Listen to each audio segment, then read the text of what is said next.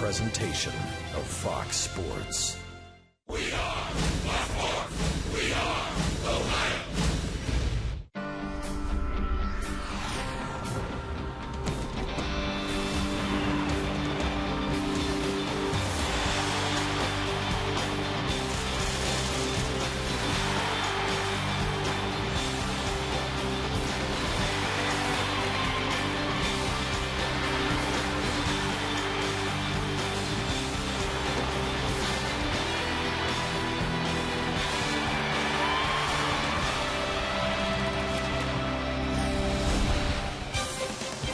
Sunshine, the order of business today here in Cincinnati as the Reds and the Marlins, with a big crowd expected, continue this four-game series here at Great American Ballpark on Fox Sports Ohio. Hi, and a pleasant good afternoon, and welcome to Reds Baseball, this Saturday afternoon edition, along with Chris Wells, Jim Couch, Reds and the Marlins. Game 3 of this four-game series. The Reds a winner on Thursday. The Marlins bounce back, snapped that Reds four-game winning streak last night. So now today, Chris, the Reds turn to Bronson Arroyo. Really has been pitching well, particularly that last time out against Philly. Well, he'd love to be able to go out and even do better than he did against Philadelphia. In fact, if you can pitch 8 innings and give up only 2 runs and say, you know what, I really pitched better than what the numbers show, he went right into the ball game, and he was throwing zeros up all game long until finally they pinch hit a home run against him with Chase Utley, took him deep into right field. But Bronson Arroyo, with his off-speed stuff, being able to place his fastball, really in command. And I'll tell you what, I think Bronson Arroyo is just driven this year. You know, he's a free agent after this year, and this guy's driven to have another very good season like he did last year, put some pressure on the Reds and other teams. He'll face left-hander Wade LeBlanc. His numbers are a lot better than they show right there. 675 earned run average. This guy can pitch a little bit, but he's a fly ball pitcher, and in his ballpark, that could mean trouble. Yeah, he's under 500 against his career. He's under 500 this year, 0-3, but he's been very good against the Reds in his career. Well, he's got a good changeup. He's a fastball changeup guy. You're going to see occasional breaking ball from him. He's a lot tougher on left-handers than he is on right-handers, but if he makes mistakes, he just doesn't seem to throw hard enough to get away with pitches in the hot part of the strike zone. So the Reds can be very selective as to how they go about their business versus this left-hander today. Well, we'll see how it goes. Wade LeBlanc against Bronson Arroyo from a pitching standpoint. Meanwhile, one of the tough Marlins that Arroyo will have to deal with, the guy who's homered in each of the first 2 games of this series, the big right-hander, Justin Ruggiano.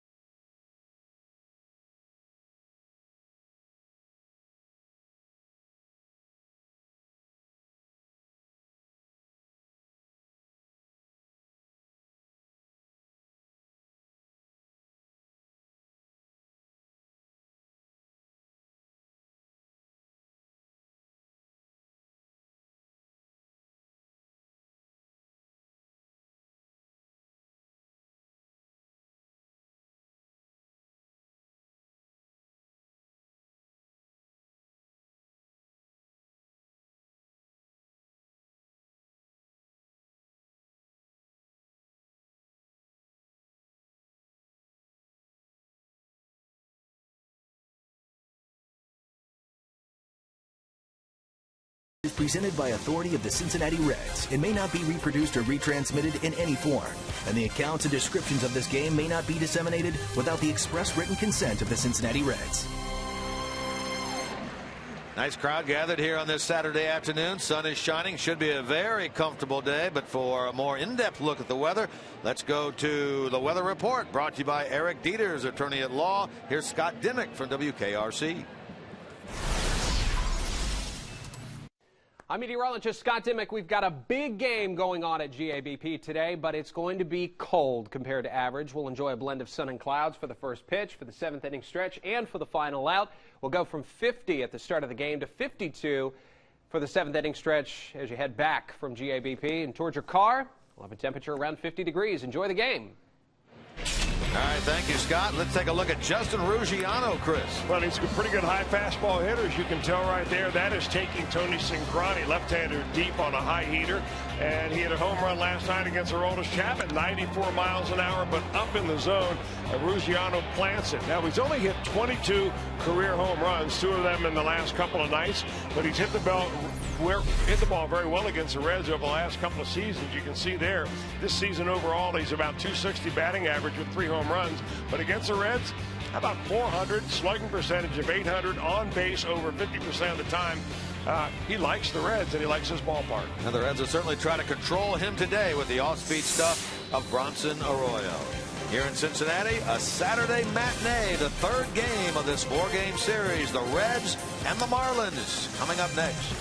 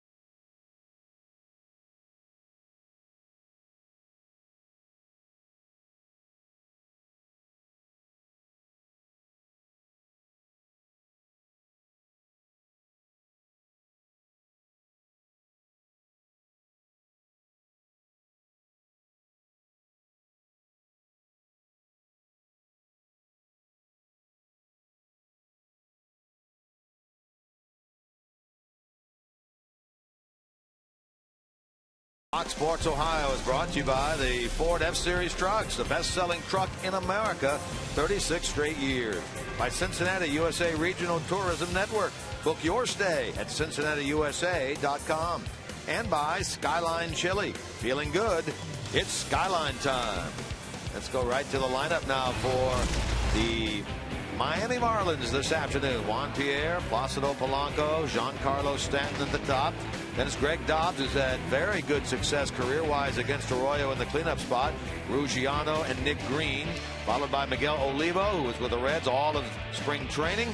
Donovan Solano and Wade LeBlanc.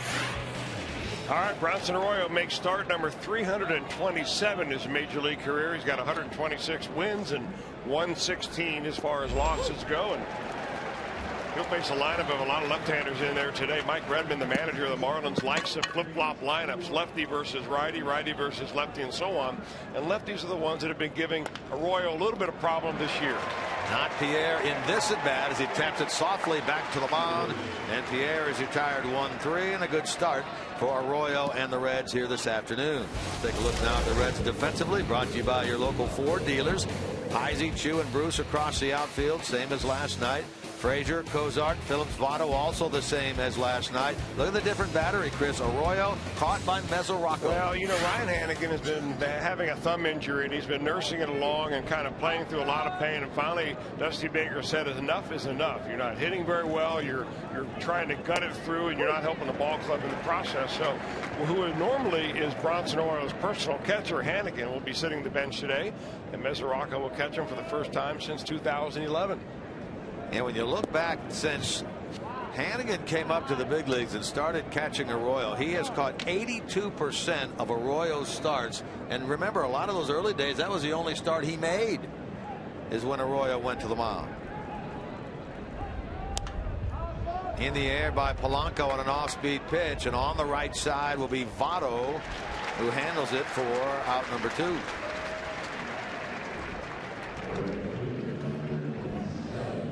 Now, that's what you were talking about, Jim, the number of times that Bronson Arroyo has been caught by different catchers. You see Ryan Hannigan, and before Ryan Hannigan, there was David Ross, personal catcher for Arroyo. Paul Bacco, Corky Miller, all of those guys, very good receivers right on down the line. Mesoraco, you see, has caught Arroyo 3 times previous. Last 2 times were 2 years ago in 2011, a couple of late September starts. Hannigan was, I think at the time, experiencing some back spasms. And so late in the 2011 season, Mesoraco made back-to-back starts with Arroyo on the mound.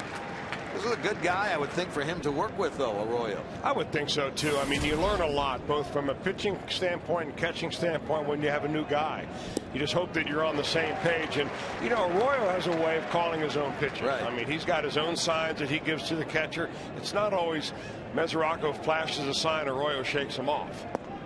They've gone over a scouting report, and Mesoraco has caught him in spring training, warmed him up at the bullpen. So he knows enough about Bronson to be able to go out there and do a good job today.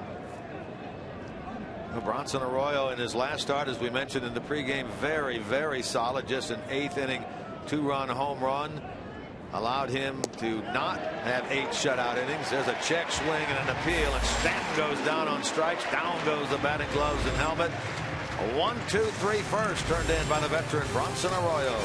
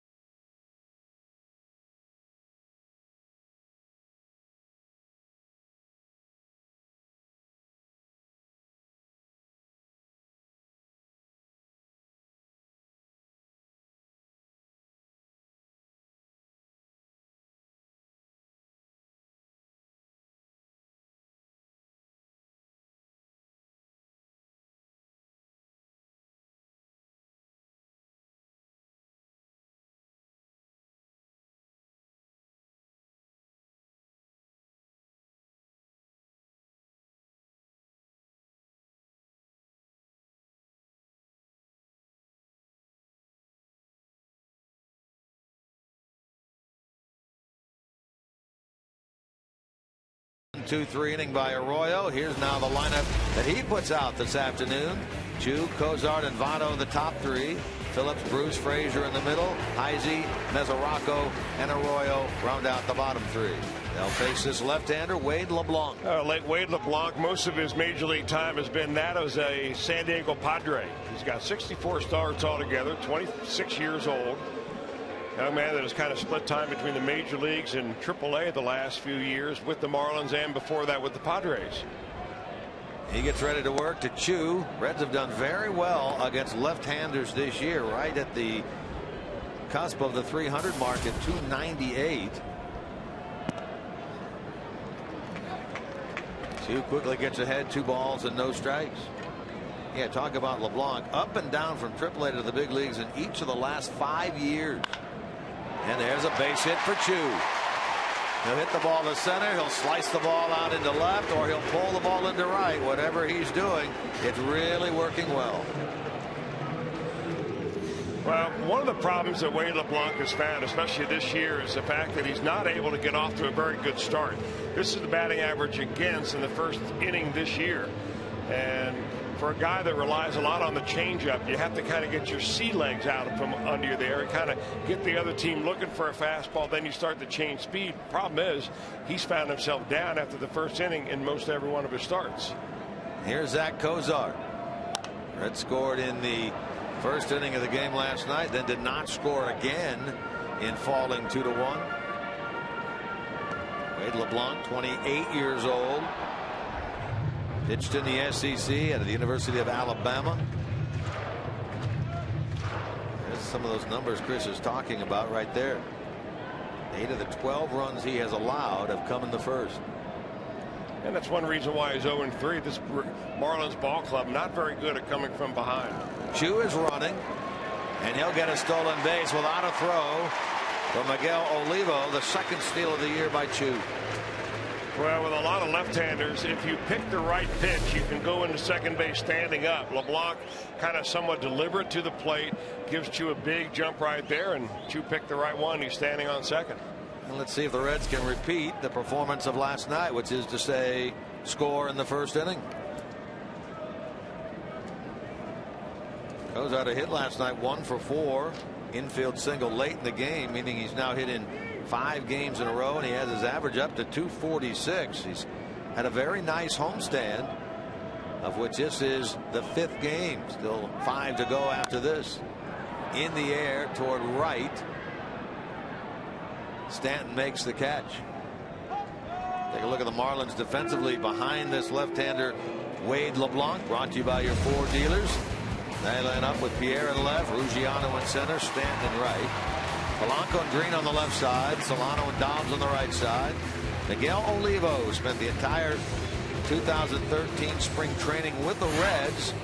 Catches this Marlins club. He's coming back to this team where he played back in 06 and 07. Devin Mesoraco, ironically enough, was catching for the Reds today. Beat him out for the backup job behind Hannigan this year. So here's Votto. I correct myself in saying this is the 6th game of the 10-game homestand. The Reds are 4-1. Counting today.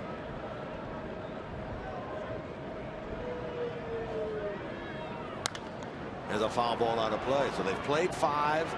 And they have 5 to go, counting today.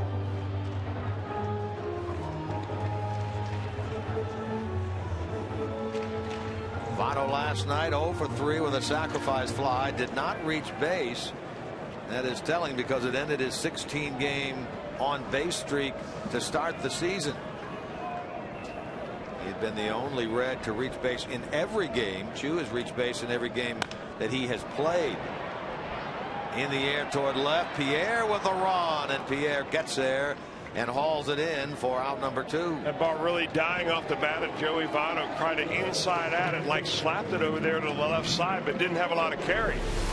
And normally very speedy and sure-footed. Juan Pierre looks like he was stumbling a little bit right towards the end of this catch, but he's able to put it away. So 2 out. The batter, Brandon Phillips. Brandon last night nothing out of 4. In this series 1 for 9. So this Marlins team really the first club that's been able to cool him off somewhat this year. He's still over 300 at 313. 4 home runs, 19 runs batted in, which is second in the league. John Buck picked up an RBI last night, so he now has 20, and he's the leader of the Mets.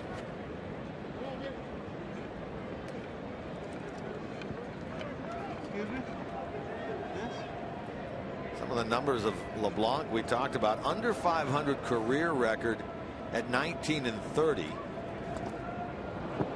Without a win this year at 0-3 with a 6+ ERA, and yet against the Reds in his career, 2 starts, both in this ballpark, 2-0, 2 quality starts and a 2.25. How do you figure? 1-10, 1-11. I think you figured because if you're facing a team that's very aggressive at the plate, it plays right into a guy that throws a lot of changeups. And that's what LeBlanc does. He throws that high fastball right there. And I guarantee you the next pitch is going to be probably a changeup down and away, trying to get Brandon Phillips to try to reach for it. The more aggressive you are as a hitter, the more you fall into a trap against a pitcher like LeBlanc.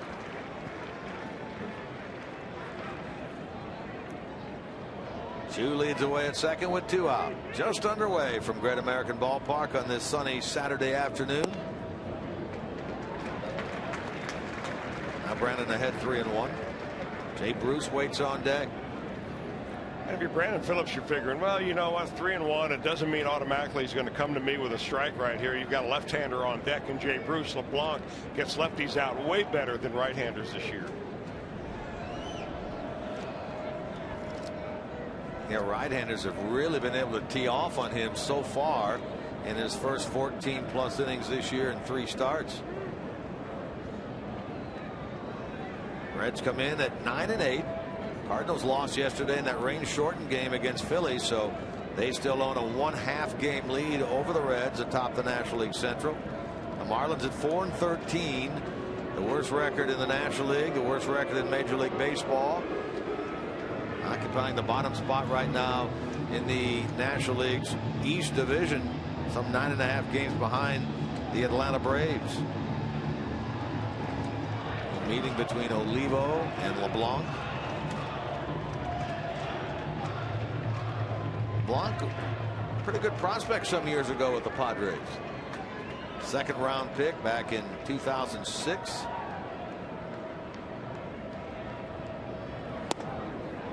Brandon takes ball 4.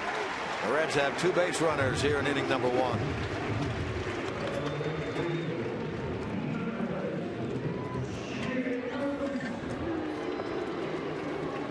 There's that lefty-righty split we were talking about.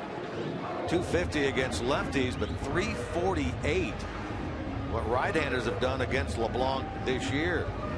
Career-wise, it's a little different. Lefties have done better against him, but not this year. Here's Bruce. A hit last night and a walk. 5 plate appearances. RBI chance in the first inning. Hitting 296. Still looking for that first home run of the year. This is by far the longest stretch to open a season that Bruce has gone in his career without a home run. 17 games. Longest previous stretch had been 12. As long as nobody tells him that stat, he starts thinking about trying to hit a home run, he'll be just fine. At the end of the year, he'll end up with about 30 home runs and drive in the same numbers he did last year. I mean, the back of baseball cards really don't lie.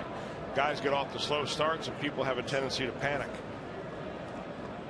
You just want him using the entire field. Driving that ball to left center is the way he ought to be thinking. Which is what he's been doing this year. 2 balls and a strike now to Bruce. 1 lone hit against LeBlanc in his career. That was a homer.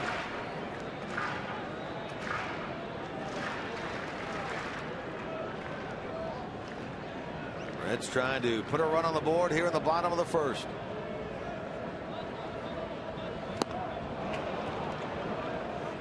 Well, that's a neutralizer right there that LeBlanc has come up with to try to get left-handers out.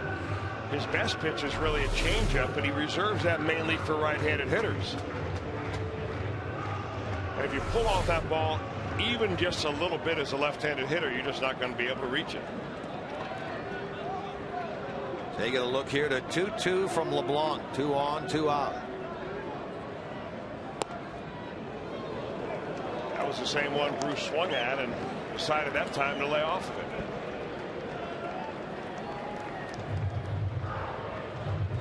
You got to get a pitch to hit right here. 3-2 count. Runners running on the count. Frazier on deck. LeBlanc does not want bases loaded with Frazier at the plate. He's got to throw a strike, and he knows it.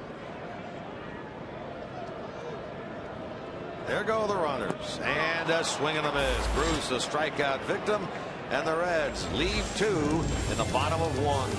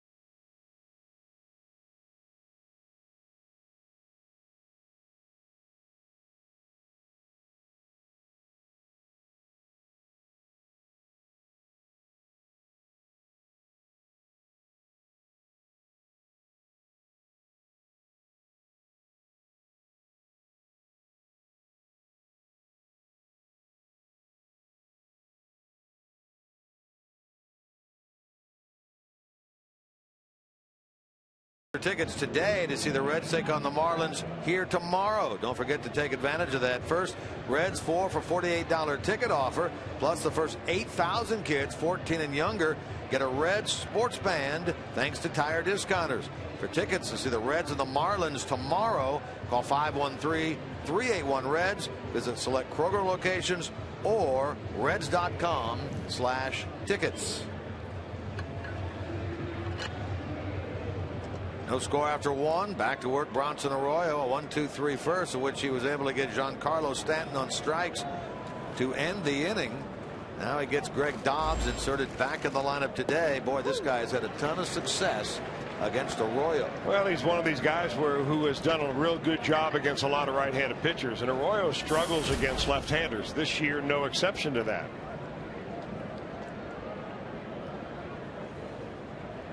Lefty's hitting .298 against Arroyo so far this year. Dobbs in his career 7 out of 14 with a pair of home runs against Bronson.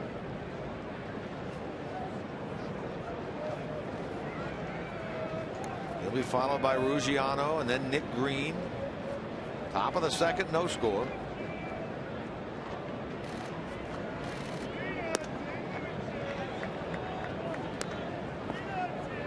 Bronson's last time out. That start against Philadelphia was a 4-2 Reds win. He allowed 2 runs in 8 innings. Gave up that 2-run pinch hit homer to Chase Utley. Through 7, he was virtually untouchable. Gave up a hit to Brown, then 2 outs, and then Utley came up there and hit the pinch hit home run. And that sparked that debate then. Should have Dusty Baker turned to the left-hander Aroldis Chapman with 2 out in the 8th inning to try to come in and get the out or not? When you get a guy that has been dominating like Bronson Arroyo all game long, I mean, how do you prevent or predict, a home run like that? He got a fastball up. Chase Utley's a big league hitter, a big league superstar, and he parked it. I think second guessing is exactly that, just second guessing. How about that? Dobbs a single into center, his 8th career hit against Bronson Arroyo. Well, that's what Dusty said after the game as well, and the next day. Hey, if I'd have taken him out, people would have said, how could you do that? He's been pitching so well. Yeah, the one thing you can't do as a major league manager is worry about what other people say. You're the one that calls the shots, and ultimately it's your win-loss record that determines how long you're going to manage. And he's managed a long, long time. So Dobbs base hit, the first base runner of this game for the Marlins. Here's Justin Ruggiano. Highlighted him in the pregame. He's hit a home run in each of the first 2 games of this series. A solo shot in the 4th inning Thursday night against Cingrani. Turned out to be the only run the Marlins were to score in that game. Well, this is a whole lot better matchup for the Reds right here, to be honest with you, than any other pitcher the Reds have, in my opinion, with Arroyo on the mound. Ruggiano's a very good high fastball hitter, and that's just one place that Bronson Arroyo rarely likes to throw his fastball, at least for strikes. You know, if you watch Ruggiano, you'll see him kind of flatten the bat out right before he swings. And both of the pitches that he sees Thursday from Cingrani, high fastball, look where that is right across here. And the same thing, belt high, and that's what you call a high fastball from Aroldis Chapman. But what tells you that he's a high fastball hitter is how he sets up and holds his bat. You see the angle of that bat as he gets it ready. It's already on a plane to hit a ball that's waist high or above. When he sets up, we'll show you.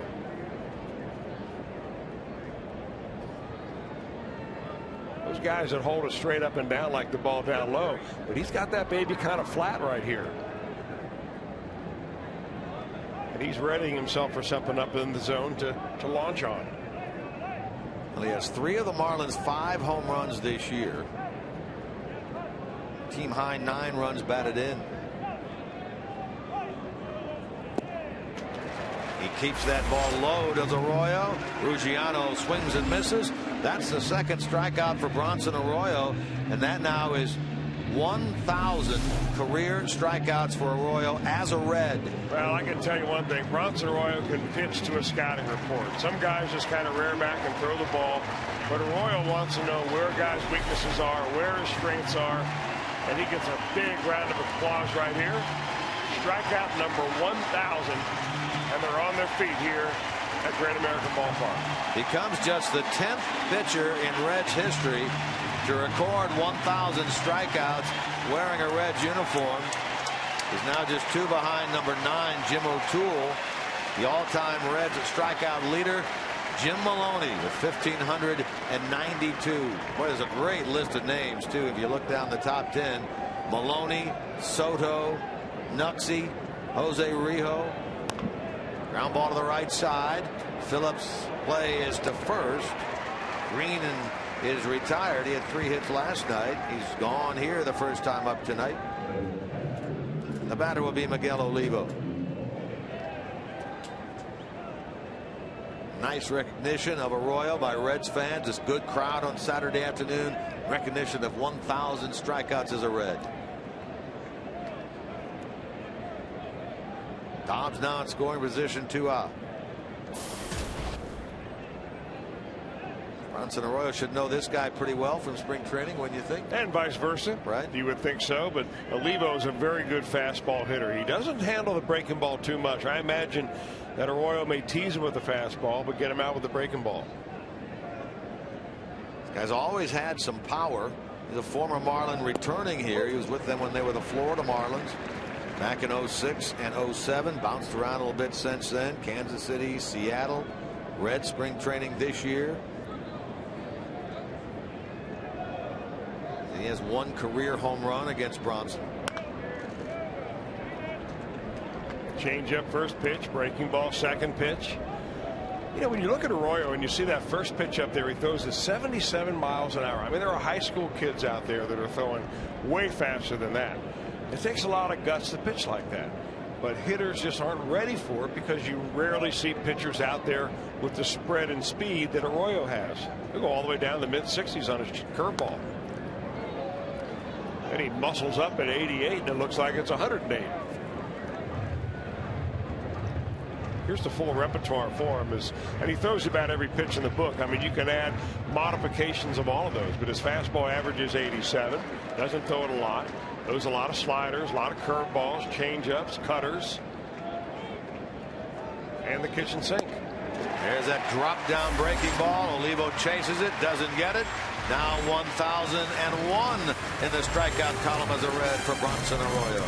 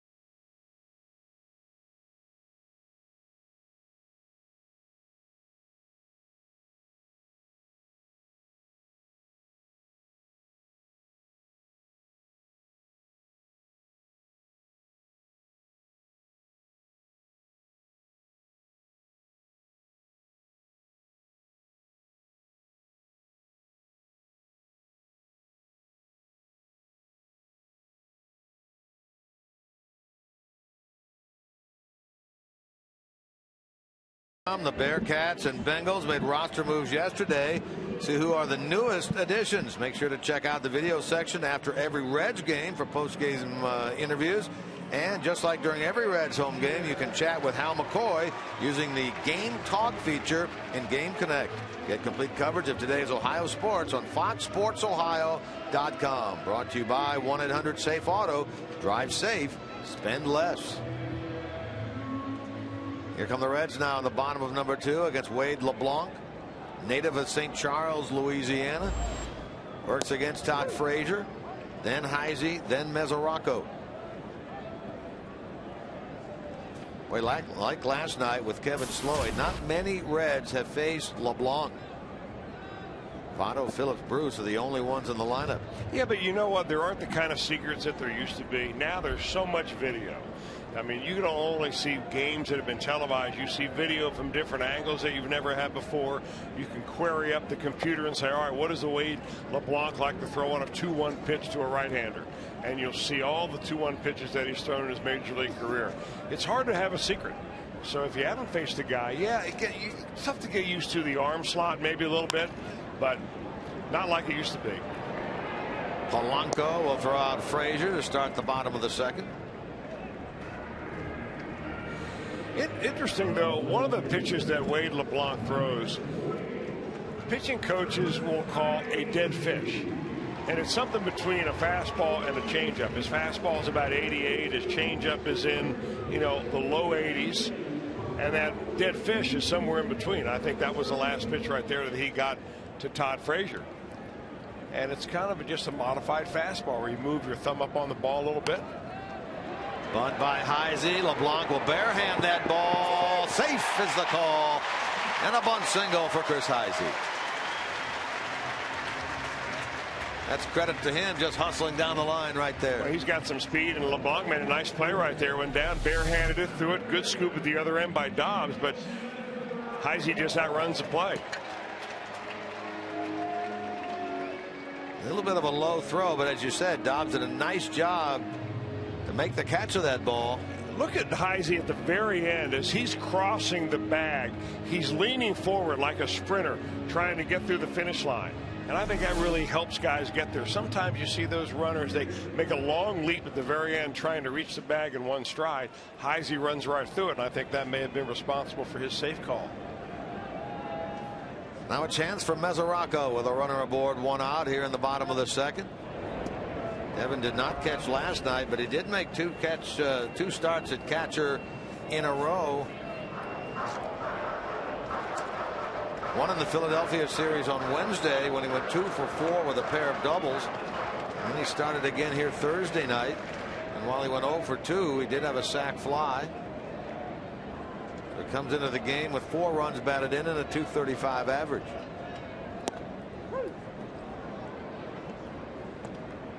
You were talking the other night about how quick his wrists are up there against Jose Fernandez. Well, you have to. I mean, a guy like that, he does. But you know, that's one thing that can really work for Mesoraco. But against a guy like Wade LeBlanc, it can work against you. He's very effective against guys that are too quick and too aggressive at the plate. You got to be patient.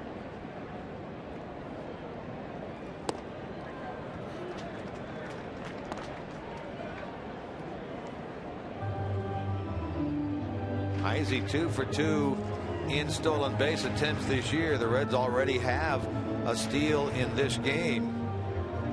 7 for 11 in stolen bases. Near the bottom of the league. Heisey with a lead over there, and he has that little lean going towards second. The first person we saw do that was Brandon Phillips a number of years ago. Kind of leaning away from first base. Frazier does it. We see Heisey doing it over there now. And wait till you see the Billy Hamilton dance. He dances off the bag, daring the pitcher to throw over.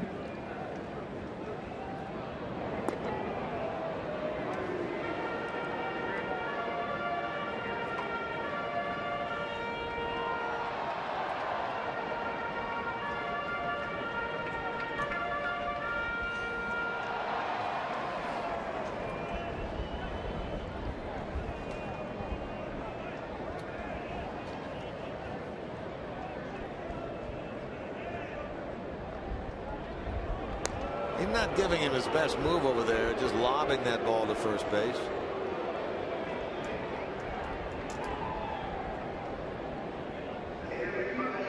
Chris Spire goes through the signs down at third, doing the duties down there from late in spring training. Mark Berry recovering from cancer in his throat, taking treatment. Mesoraco with a big swing and a miss, and he's in the hole 1-2. Mark has been at the home games, not traveling with the club. In effect, he and Chris Spire have switched spots. Chris coaching third, something he's done many years in his career. Like the last time he did coach third base, Spire that is, he was coaching third base as a third base coach for the Cubs, Dusty Baker being the manager. Yeah. Mesoraco goes the other way. Nice piece of hitting there. He'll send the runner Heisey down to second. Here are the Reds, as they had in the first, an opportunity with 2 runners on. Well, you're right. That is a good bit of hitting right there. Mesoraco feeling the chance that he's going to get an off-speed pitch here. LeBlanc tried to throw a fastball by him. That's not a bad location. Got it up a little higher than he wanted, I'm sure. But Mesoraco takes it the other way. A great example of a hitter taking what the pitcher will give him.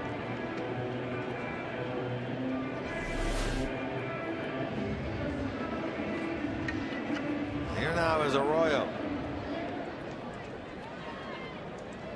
0 for 6 with 5 strikeouts as a hitter this year.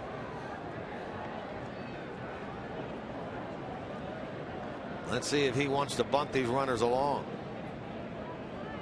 He does, and a foul ball. It's 6 sacrifices last year to go along with 9 hits.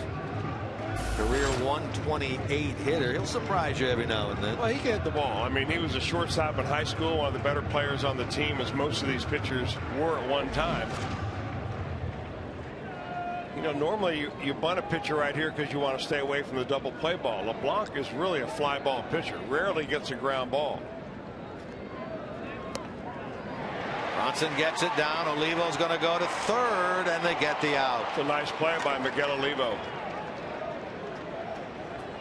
He barehanded with a pickup of that ball and just gunned it over to Polanco at third. They get the out. No sacrifice for Arroyo.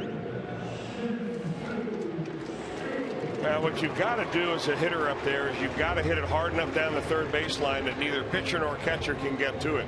If you make the third baseman field it, you'll always get your sacrifice. Chew the opportunity with 2 on and 2 out. As Arroyo now down at second, Arroyo forced to run the bases at first. They play behind him, of course. Chew a base hit to right to start the Reds first. Well, the count 1 ball, no strikes right here to Chew. This is a very interesting stat on Wade LeBlanc. You know, pitching coaches always say throw a first pitch strike. And when Wade LeBlanc does that, his batting average against is only 276. When he throws a first pitch ball, that batting average up around 430. So with his stuff, he's not the kind of pitcher that can pitch behind in the count. A guy like Johnny Cueto, Homer Bailey, Matt Latos, those are types of pitchers that can get away with a first pitch ball. Of course, it's always better to get ahead of the hitter, but with their stuff, they can get away with it. A guy like LeBlanc, not so much. Chew swings through a 2-0, 2 balls and a strike.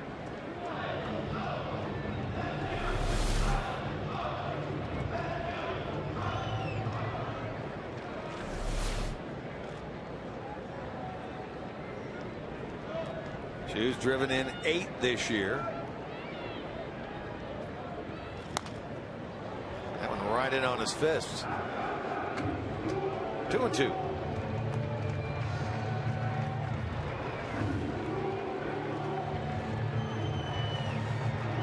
Done a very good job. Runners in scoring position this year. Sin-Shu Chew. On a Reds team that is in the upper third of the National League, hitting with runners in scoring position. Olivo with a block, and now the runners will be on the move. First and second with 2 out and a 3-2 count. Reds had this exact situation in the first with Bruce up there, and Jay struck out. Let's see what Chew does here against LeBlanc in the bottom of the second.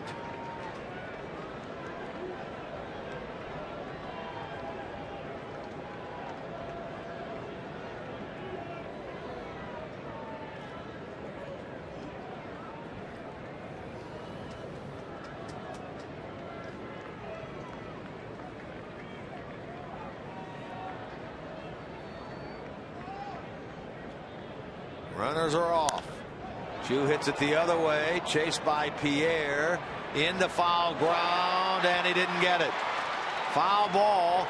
Pierre gave it a good try out there, but couldn't quite get to it. Well, he looks kind of shaky going after the ball out there. Pierre does.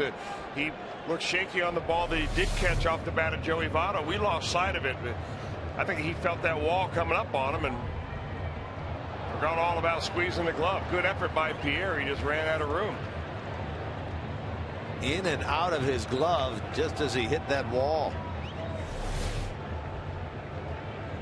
Well, that's the kind of play, if you're in the batter's box, you're thinking, huh, it's like getting a reprieve from the governor. A last-minute call. You get one more strike right here with the base runners running on a 3-2 count.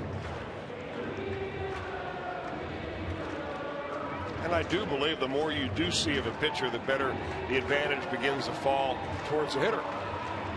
Yeah, you talked about all the different things you can do to get familiar, but there's nothing like stepping in there against him, is there? Let's see if he can take advantage of it. As Arroyo and Arroyo will be on the move on this pitch by LeBlanc at 3-2. There they go. All 4. Chew takes it inside. He's on for the second time in this game, and the bases are loaded with 2 out. Oh, breaking ball that he tries to front door him right there. He barely misses. I mean, barely misses. In fact, Chew tried to lean into that pitch a little bit, thinking that he was going to get a hit by pitch.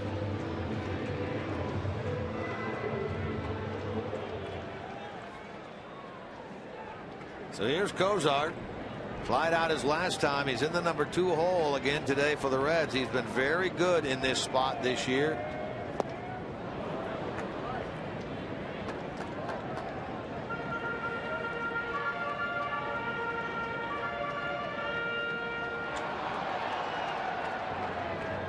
Had some starts early in the 7th spot. He's hitting under 100 there, but coming into today's game, he's hitting 400, batting in the 2-hole.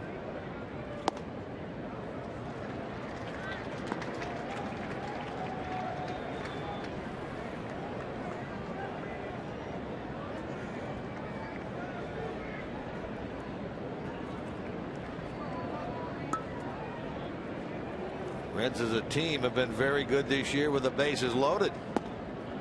Well, I think anybody who bats in front of Joey Votto will see a lot more fastballs than he will any other pitch, because that's a pitch that most pitchers can throw for a strike. And if anywhere in the lineup to hit here with Cincinnati, in front of Votto is the place to be.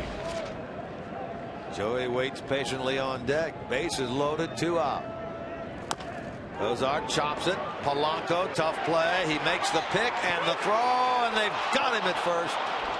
Nicely done by the former Gold Glover Placido Polanco down at third base, and the Reds leave them loaded here in the bottom of the 2nd. They've now stranded 5 in the game. We get another look going to break.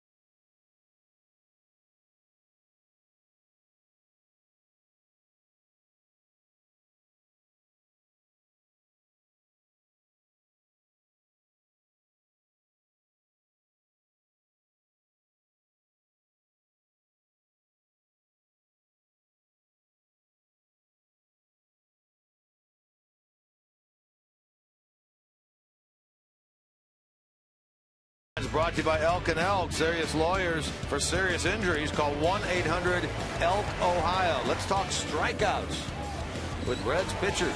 Right, especially in the month of April. How about this? You go back to 67, 1990, great year there, 2008, 11, and 2013 eclipses them all as far as the highest strikeout per game by Reds pitchers. Reds are on a roll.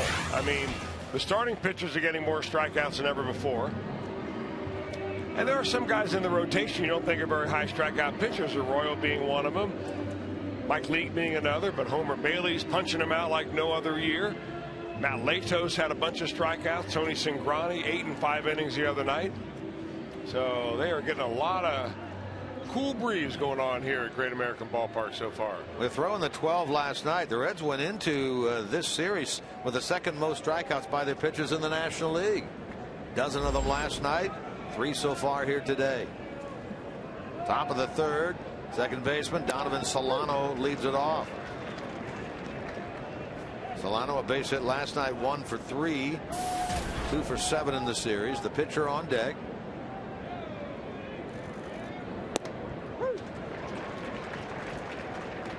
Yeah, there are people that say strikeouts for a pitcher are overrated and strikeouts for hitters are overrated.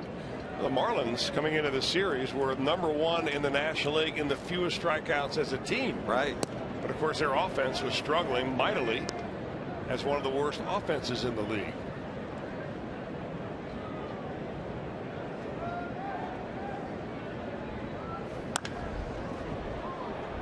Shue chasing this ball down into right center, and he will get there.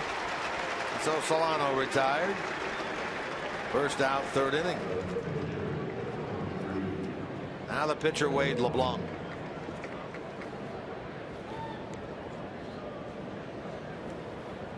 Another afternoon game here tomorrow. 1:10 start, 12:30 Reds live. Jeff Pecoro and Jim Day. Homer Bailey against Alex Sanabria. Sanabria, one of those guys who is not going to be in the initial rotation for this club, but due to injuries.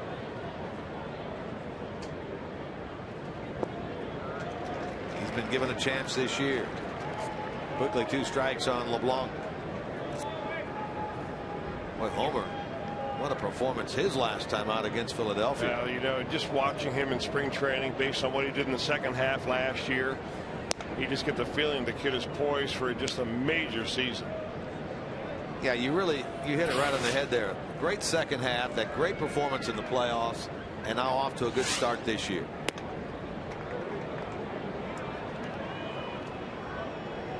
Two balls, 2 strikes to LeBlanc. I think it was amazing the other night when he struck out, what, 10 batters and only threw something like 88 or 90 pitches.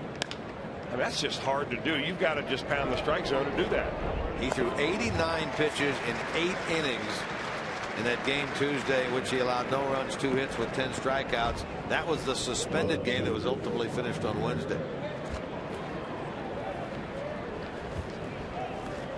Yeah, that's being pretty darn pitch efficient with 10 Ks. Well, you know, we've shown you video-wise the difference in his delivery between a few years ago and now. I mean, it's quicker. His tempo is better. There's less extraneous movement in his delivery. All the things that happen if you're fortunate enough to be in the big leagues, or at least at the upper levels of the minor leagues for several years, and you begin to kind of fill out and get it all together. You're looking at it happening right here with Homer Bailey.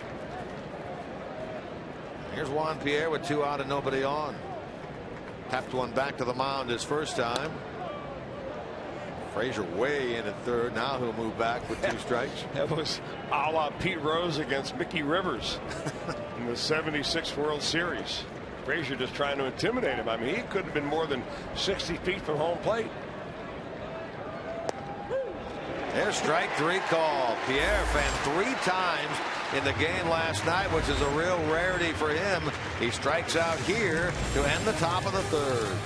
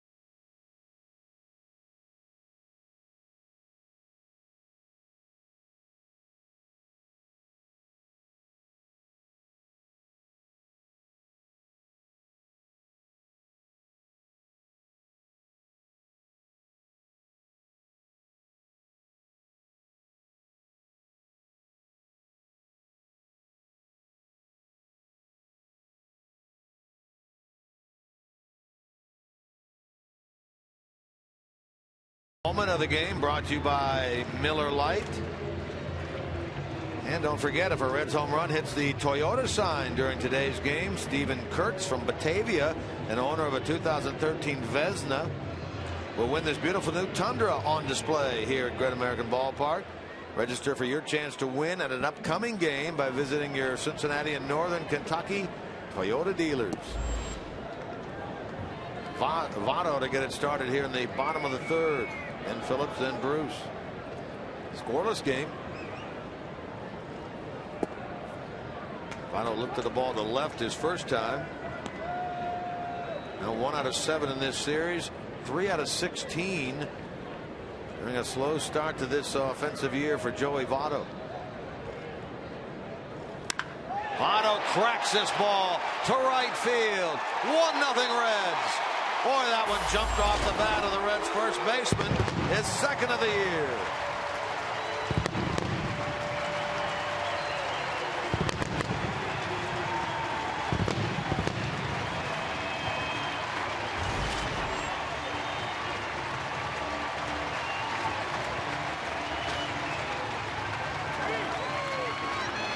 Well, that ball sounded like somebody stacking timber. When ball met bat right here on a 2-0 pitch.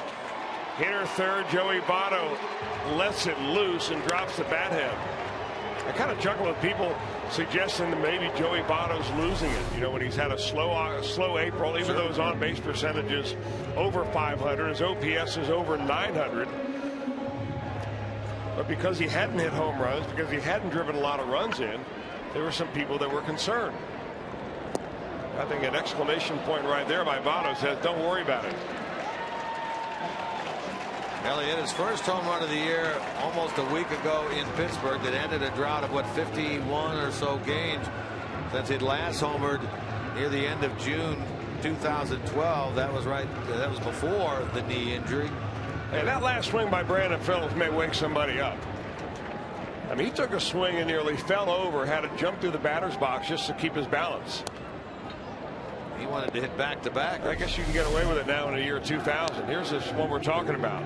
If you take a hack that big, how about doing that against Bob Gibson? I don't know if the big man would have taken to that. I don't think he would have. A little different game. 1-0 Reds here in the bottom of the third on the Joey Votto long ball. Of course, if you're an off-speed specialist like Wade LeBlanc, you would prefer those hitters swinging as hard as they could anyway. Swinging from the heel, so to speak, right?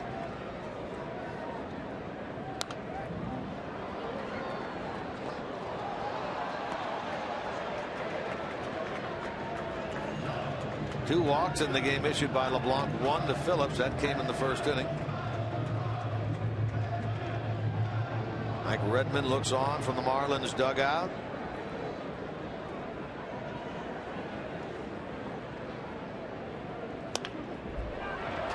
Over the mound and off the glove of Solano, and Phillips is aboard. LeBlanc falls off third base side. The ball went right over the rubber.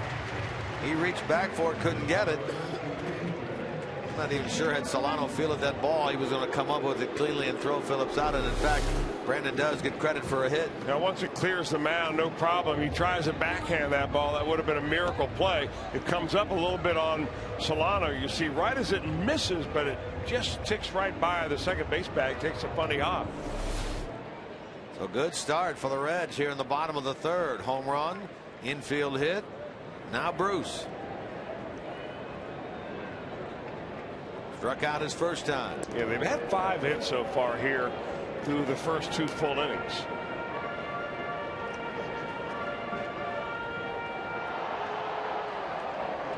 Well, they threatened in the first, left 2 on. Threatened in the second, left the bases loaded. Finally have broken through on the Votto home run here in the third. We showed you the numbers last night about the Marlins starter Kevin Slowey, about how he was such a prolific fly ball pitcher. Well, if Wade LeBlanc had pitched enough innings over the last few years, he would have been right there on that leaderboard too. Ground ball percentage for LeBlanc is at 44. Last night it was 42 for Kevin Slowey. So you're talking about guys here that don't get many ground balls, don't get many ground ball double plays.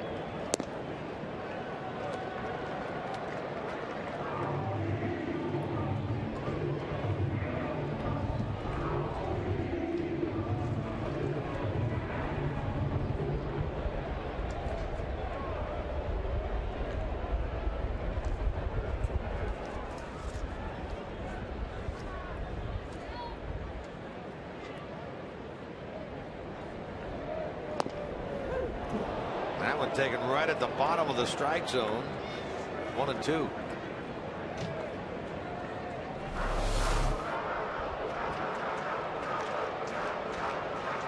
Ryan O'Nora calling the balls and strikes this afternoon. Home plate umpire.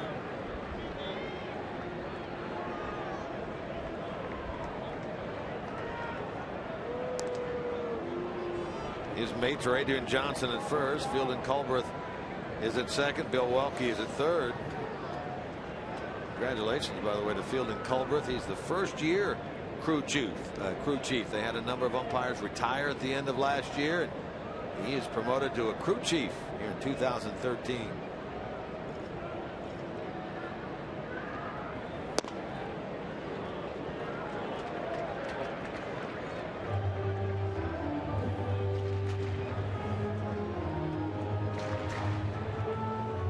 LeBlanc now at 54 pitches without an out yet in the third. He has not gone deep in any of his starts really for the Marlins yet this year. Yeah, that's what happens in nibblers. Phillips with that leaning lead over at first. You nibble here, you nibble there. Pretty soon you got a 2-2 count and a 3-2 count. You look up on the board, you're closing in on 60 pitches, and you're not even have one out in the third inning yet. He's gone 5, 6, and 3 2/3 in his starts. There's his pitch count. And knocked around big time in his last outing against the Nationals. Phillips going. In the air by Bruce on the infield. Phillips will have to retrace his steps as that ball is caught by the shortstop Green. 1 out.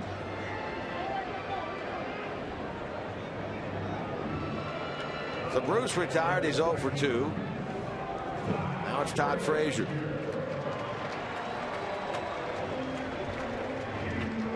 Bounced down to the third baseman his first time.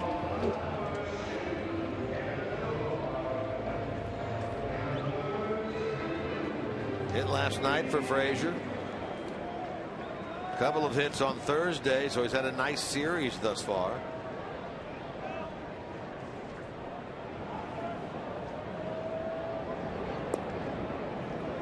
Again, LeBlanc to first base. Grayed out his move very well. LeBlanc. Everything we've seen has been soft over there to first. Well, yeah, I don't think he's got a very deceptive move. He just throws over a lot.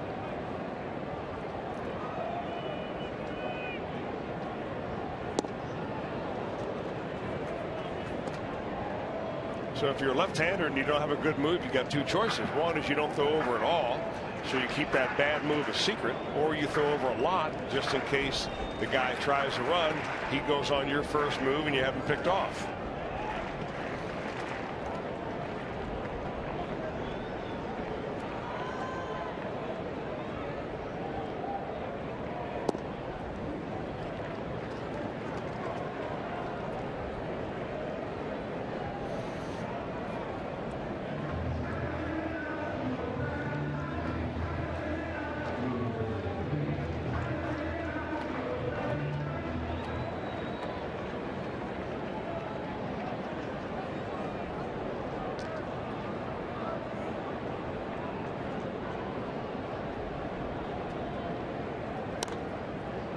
That one will get out of play.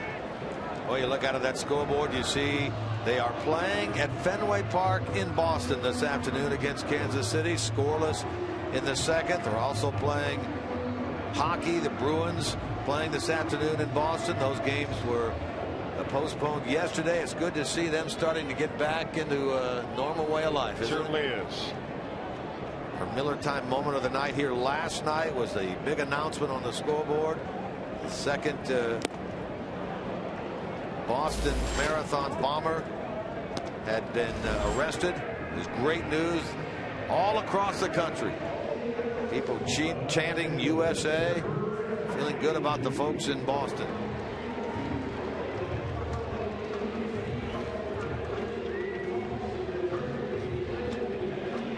Frazier's strikeout is the second by LeBlanc. Now here's Heisey.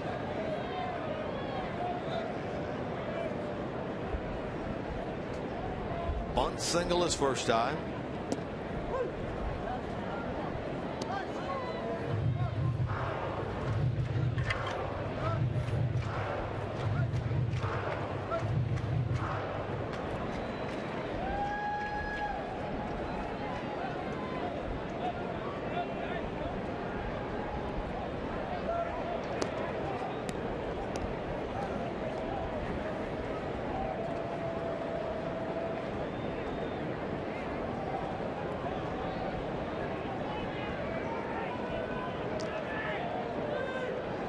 1-0 Reds here in the bottom of the third.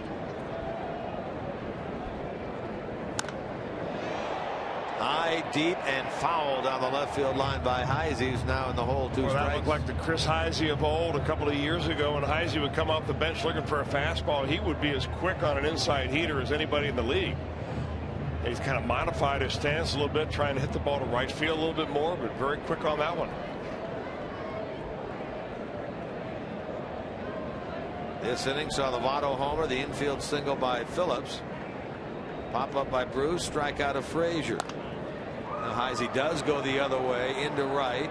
Stanton is there, and the inning is over. So the Reds settle for the 1, and that's the home run by Joey Votto, his 2nd of the year, and a 1-0 Reds lead through 3.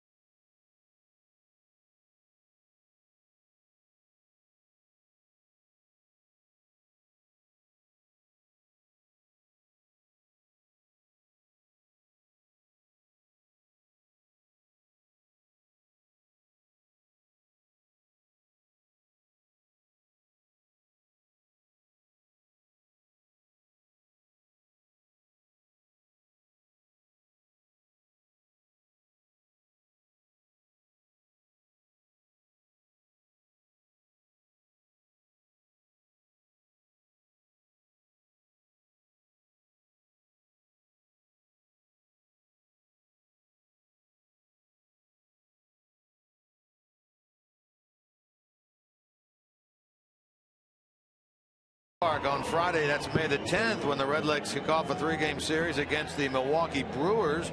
And that's sponsored by M&M's. Stick around for a post-game fireworks show on Friday the 10th. Plus, on Saturday, May the 11th, first 30,000 fans get an Aroldis Chapman bobblehead. And the first 10,000 moms on Sunday, May the 12th, get a Reds Mother's Day tote bag. So a big weekend indeed. For tickets, you can call 513-381-RED. You can visit select Kroger locations or go to reds.com/tickets. Big weekend. May 10, 11, and 12 against the Brewers, culminating with Mother's Day. Polanco to third. Frazier will throw him out. And a good start in the fourth for Bronson Arroyo. A lot of strikes from Bronson Arroyo. We showed you that Wade LeBlanc up around 60 pitches in his first 3 innings. Bronson Arroyo, that was number 39 for him. Well, you can average under 10 pitches. Well, he's not going to get under 10 pitches an inning, but if you average around 10, 11 pitches an inning, that's some sort of efficient. And the deeper you pitch into a game, better chance you're going to pick up a win. Bronson with 3 decisions in 3 starts so far this year, unlike last night's starter Matt Latos, who's now gone 4 starts, 4 quality starts, but no decisions as of yet.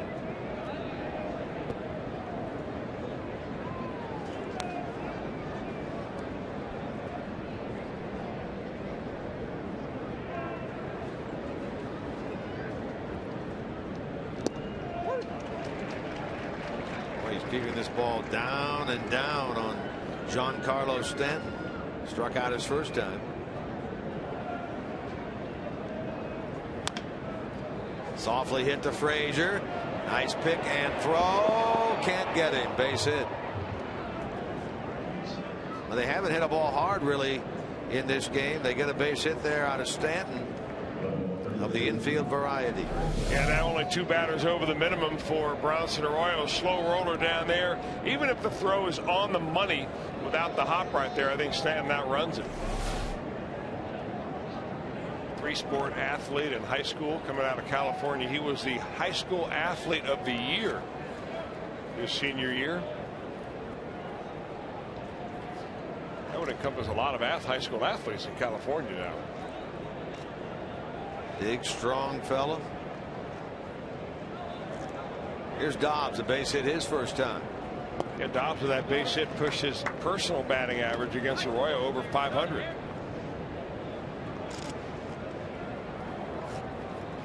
Now 8 for 15 lifetime against Arroyo. Pinch hit last night, struck out, started at first base on Thursday, went 0 for 4.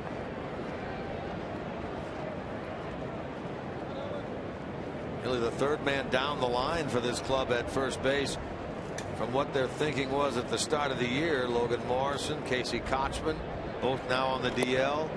Now it's Dobbs. Chris Valleca played there a little bit last night. He's actually made a start over there. He started at all 4 infield positions this year, tying a Marlins franchise record. Chris Valleca. Well, they let him pitch or catch if you break the record. Dobbs got under it, pops it up. In Heisey, out Cozart, and it'll be Heisey who handles that for the second out. Now let's see, it's 2:15 Eastern time. Tonight's Ohio Lottery Powerball jackpot worth $95 million. The drawing is at 11 tonight, so as of now you still got a lot of time. $95 million Ohio Lottery Powerball jackpot, drawing at 11 p.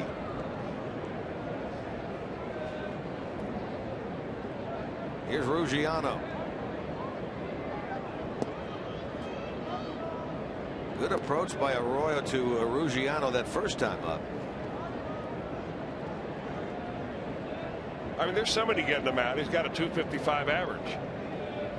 And that includes the damage that he's done against the Reds the last couple of nights.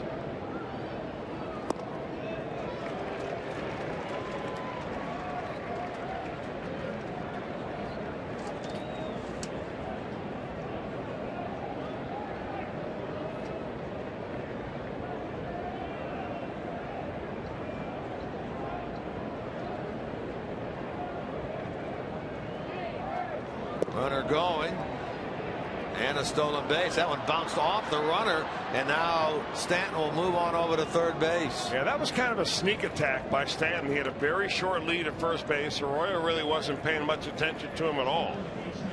And Giancarlo Stanton will get his first stolen base of the year.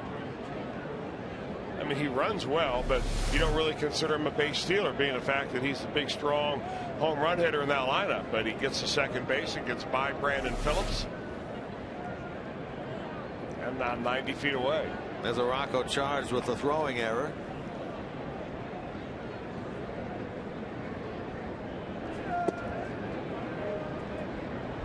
And now 3-1 to Ruggiano. Ruggiano, 31 years old, played collegiately at Texas A&M. Really was till last year, 30 years old, really had a chance to play on a everyday basis in the big leagues, and that was really in the second half of the season down there in Miami. Fought his way for years and years up through the Tampa Bay organization, getting at bats here and at bats there, but primarily a AAA guy. Yeah, he was really at Durham. In fact, he finished the year at Durham one time, and he was on his way back to Texas to live, and he got a call. All of a sudden, the Rays needed an outfielder.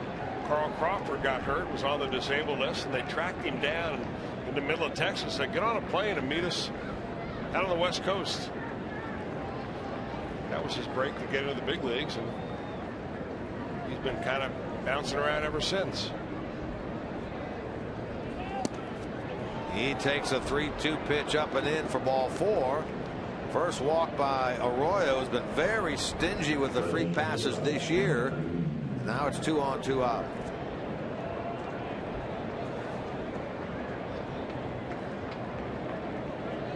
Arroyo Arroyo's now only walked 3 in almost 24 innings worth of work this year. Here's Nick Green. Reds were unable to retire him his first 3 times up last night. He finally struck out against Chapman. He had been 3 for 3 with 3 singles. Bounced out his first time here tonight or today. Mesoraco and Arroyo talk it over.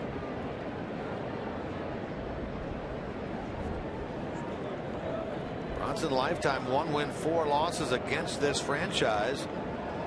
That win came back in 2011. Last year 0-1 in 2 starts against them. Really didn't pitch overly well in either game.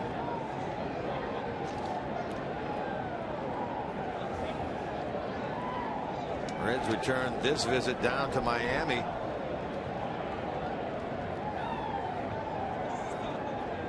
In about a month, right? Yeah, I'm just taking a look here at the schedule. That'll be in the middle of May. Hit well towards center. Chu going back. He's on the track and right in front of the Reds bullpen. He handles that deep drive by Nick Green. So the Marlins leave a pair and have stranded 3, and the Reds lead intact in the middle of the 4th.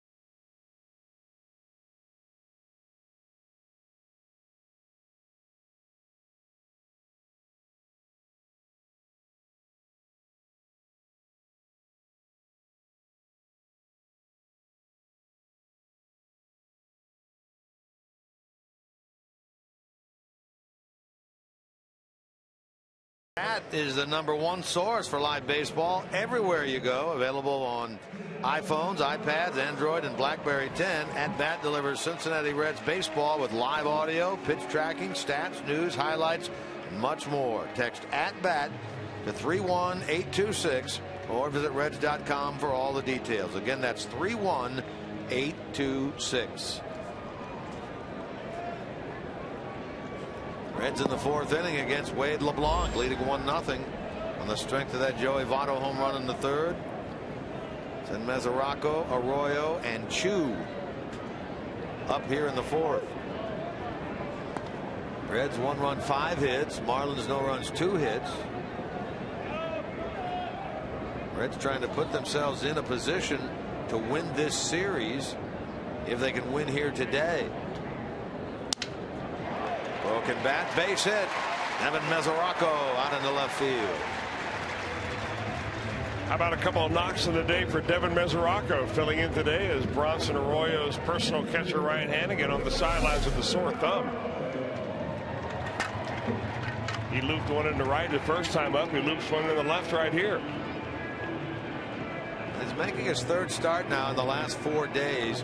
We raved about how he hit in spring training and how he'd really gotten things turned around, and wondered if he'd be able to keep it going here with his playing time certainly more limited than it was in the spring.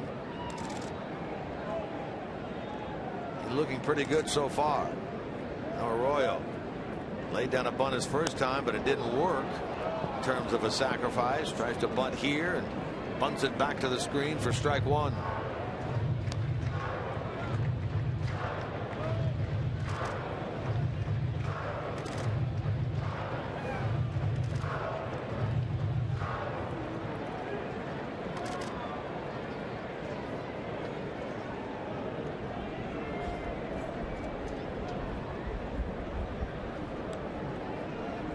Rocco with a lead at first, held by Dobbs. There's that lob throw over by LeBlanc. Not that they're afraid that Mesoraco is going to steal, but you want to shorten him up as much as you possibly can so that if you get a marginal bump by Arroyo, you have a chance of shooting down that front runner.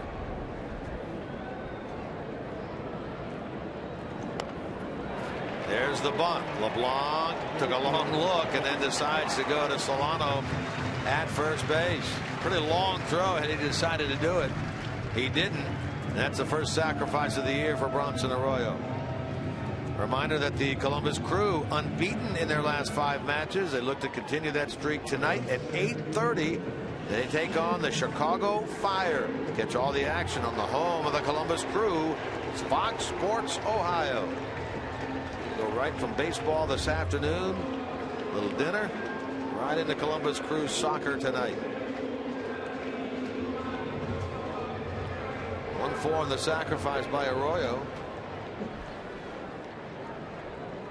Now a couple of chances to increase that lead. Chu first. He's been on twice, a single and a walk, and his second stolen base of the year.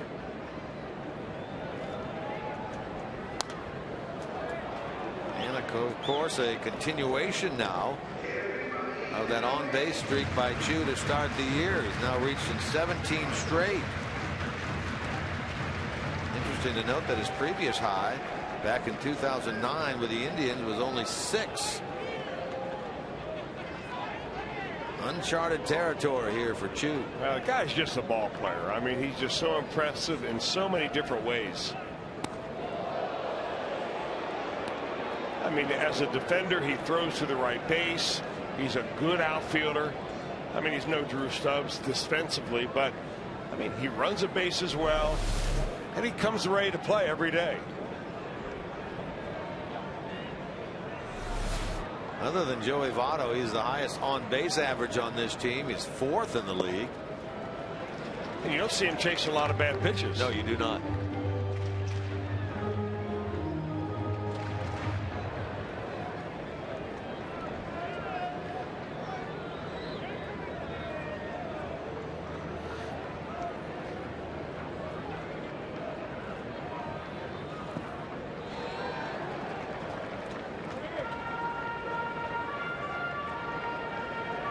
The only bleep in his game so far in 2013 with those 2 drop fly balls in St. Louis, and really in his defense on those could have happened conceivably to anybody. Reds end up winning that game anyway. He's been, safe to say, everything you would hope for and a little bit more.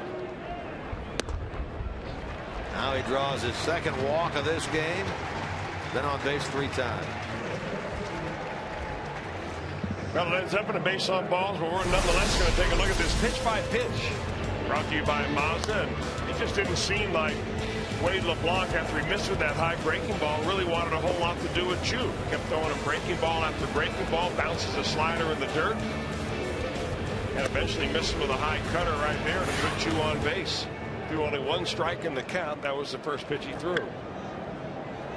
The Reds have threatened in every inning of this game. They've stranded 6. They've scored only once. They have 2 on with 1 out here in the bottom of the 4th.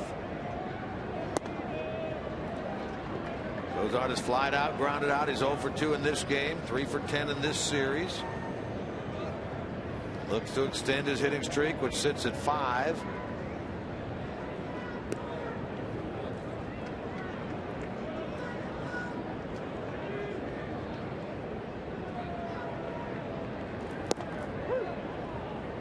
Took that one on the outside corner. 1 ball, 1 strike.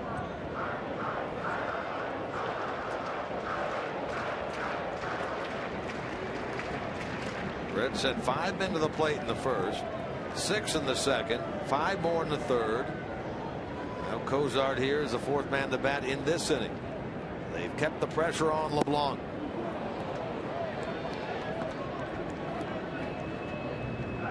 It's now at 76 pitches.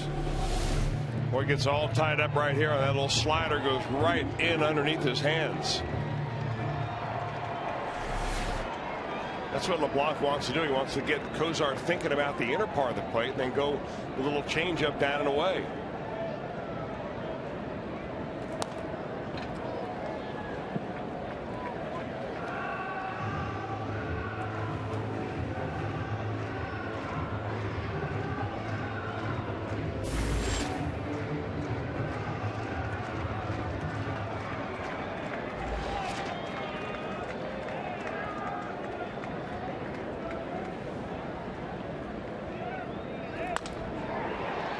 toward the shortstop. They're going to get one, and that is all.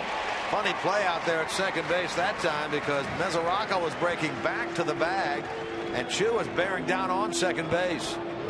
Mesoraco finally gets over to third. Yeah, had they been able to think a little clear out there, the Marlins infield could attack second base and then had Mesoraco easily at third. Mesoraco goes back because he's not sure if that's a line drive is going to be caught or it's going to be a one-hopper. But good hustle by Kozar turns it into a double play, into a fielder's choice. Green's flip to Solano was a little bit high as well. He had to reach up for that ball. So now the Reds turn to Votto. Homered back in the third. The runners at the corners and 2 out. Line drive right field. Base hit Votto. Mesoraco will score. Hustling over to third is Kozart. 2 RBIs in this game for Votto and a 2-0 Reds lead.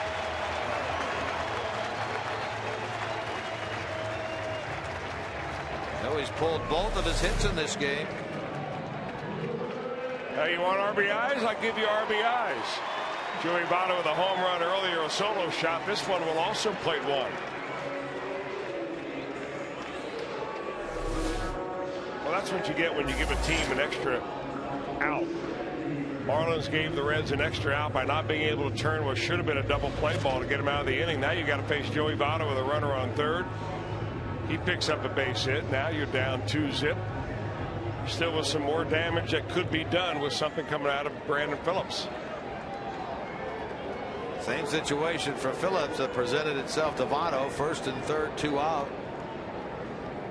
Brandon in this game's been on twice, a walk and an infield hit.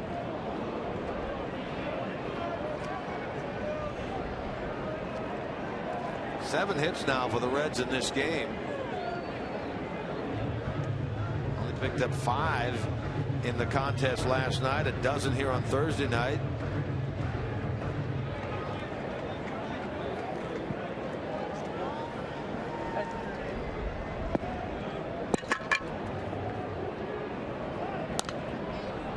Brandon in the hole, 2 strikes.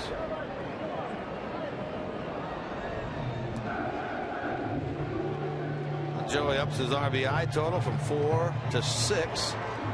Here's Kozart. There's Votto.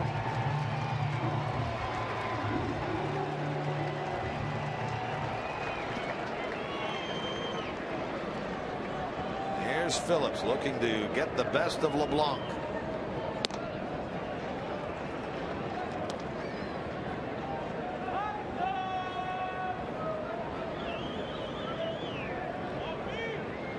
Straight away in the outfield for the Reds second baseman. His 20th RBI of the year, just 90 feet away. That would tie him for the league lead. Mets playing later on this afternoon against the Nationals. That's John Buck and his 20 RBI team. Buck with 20 leads the National League and runs batted in. Brandon right behind him.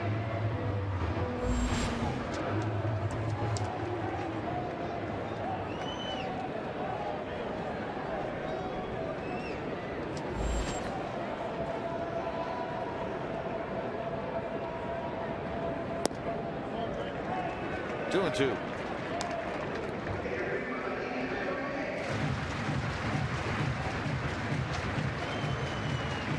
There's your National League RBI leaders. John Buck with 20. Phillips right now with 19. Troy Tulowitzki. Good return this year after missing most of last year. Third with 15.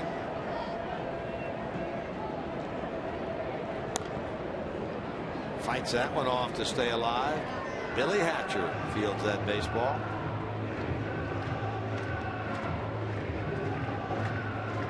Brandon another look at a 2-2.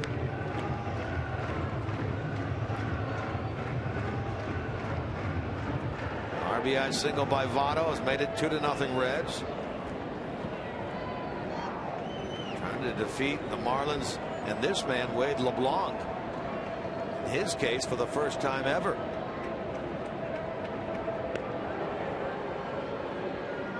19-30 career record for LeBlanc. 0-3 this year, but 2-0 lifetime against the Reds. Those starts, of course, with San Diego.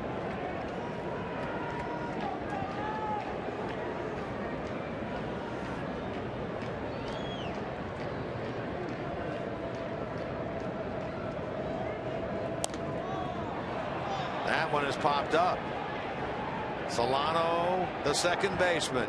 He handles it. Brandon gone. And the Reds finished in the bottom of 4, but they do add to their lead with a run on a base hit by Votto. And it's now 2-0 Reds.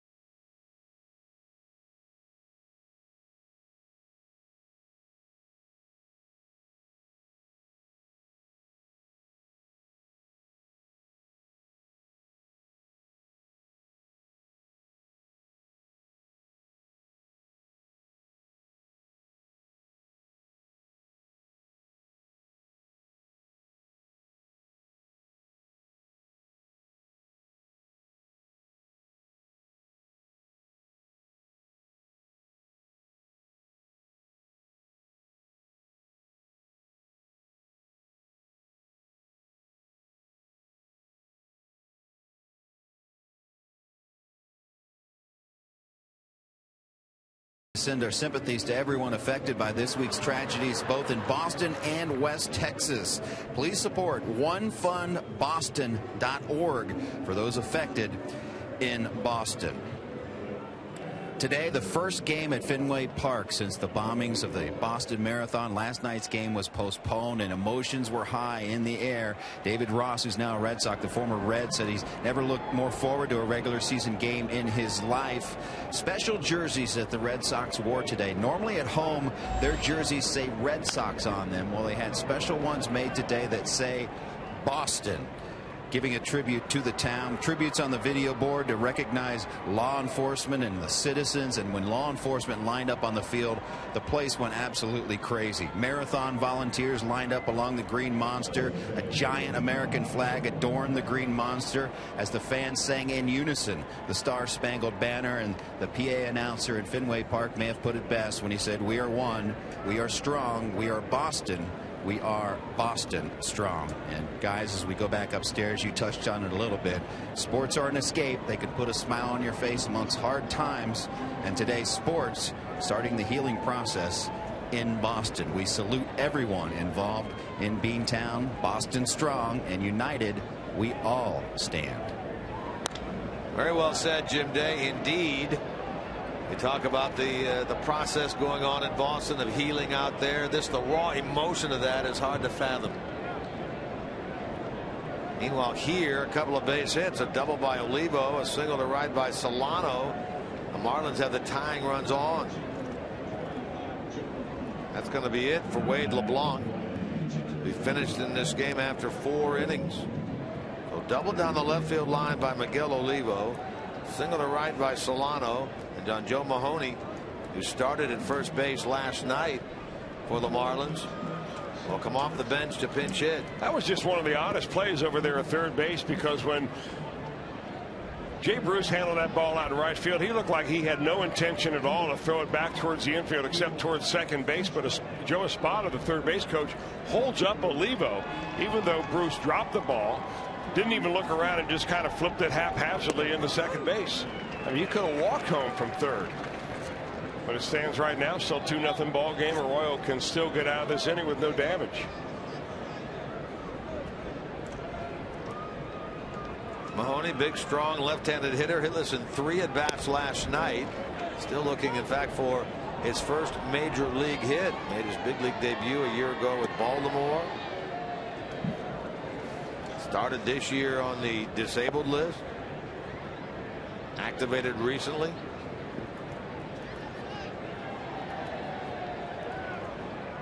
Bats with runners at the corners and nobody out.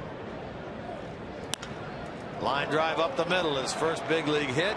First big league RBI. Right there for Joe Mahoney. Miguel Olivo scores. And the Reds lead cut in half at 2-1. Well, I'll tell you what, kind of interesting things happening right here. We've seen this with Arroyo. When he begins to lose it, it can go in a hurry. He has given up 3 consecutive hits. You know, a little innocent ground ball right down the third base line turns into a double. Another one into right field, and this one back up the middle by Mahoney. All of a sudden, the Marlins are on the board. Tying run now out at second base as Dusty Baker watches things unfold from the dugout. Yeah, this is what's curious about Arroyo, because you really can never tell when he's going to lose it and if it's going to happen really fast. Here's Juan Pierre. Tapper to the mound and a called third strike. His 2 times up. Wants to bunt, and it's foul.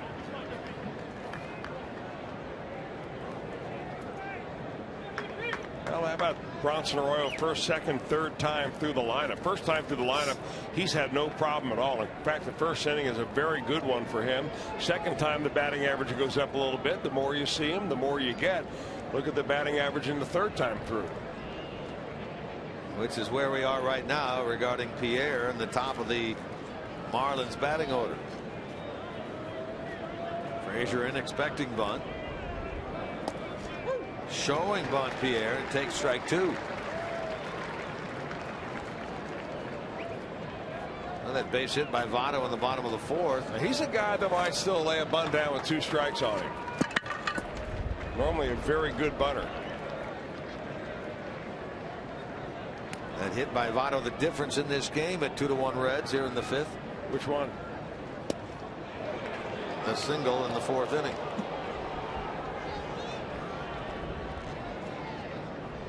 Or the home run. Take away either one and you only got a 1 run. It's a tie game, right? Pierre trying to lean in on that a little bit, maybe trying to get hit with it and earn his way on base.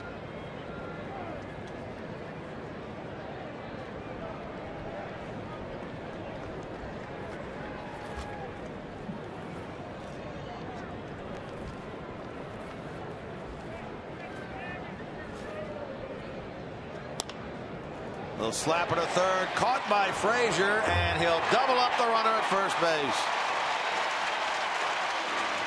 Mahoney broke off the bag too far. Frazier caught that little soft liner. First looked at Phillips at second base, but couldn't get Solano. His second choice was first base. He doubles up Mahoney. Well, bad base running by Joe Mahoney. When the play is evolves in front of you like that, you've got no reason in the world to get picked off on that. It wasn't even that hard of a line drive, kind of a change-up line drive, but heads-up play by Frazier. As soon as he fielded it, he looked around, saw an opening, and dashed it across the infield to get a double play. Big break right there. Now let's see if Arroyo can take advantage of it by getting Polanco, putting an end to this inning. You ask yourself, at what point does a break become a gift? That's really what it was from the Marlins right there. They gave the Reds an out, and an important one there at first base. Polanco's 0 for 2 in the series, 1 out of 9.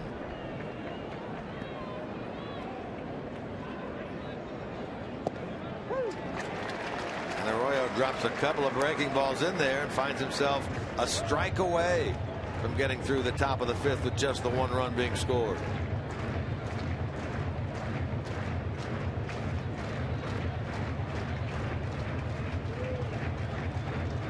Promising start for the Marlins in this inning, but Chris alluded to bad base running played first by Mahoney. The back end of that double play ball puts the Reds in a position to hang on to this lead. Down the left field line by Polanco, and that's going to tie this game. That goes to the wall for the veteran Polanco. He'll end up at second with a double. Solano scores, and it's a 2-2 contest here in the 5th. A 2-strike double for Placido Polanco. Polanco's a tough guy to strike out, and that slider right there just kind of rolls up there instead of spinning away from him. And it catches a lot of the plate. Polanco catches a lot of fair territory as he hits it down the line. Well, that out of first base even bigger than ever right now. 4th double for Polanco, and now Giancarlo Stanton. This guy's still looking, hard as it is to believe, for his first RBI of the year.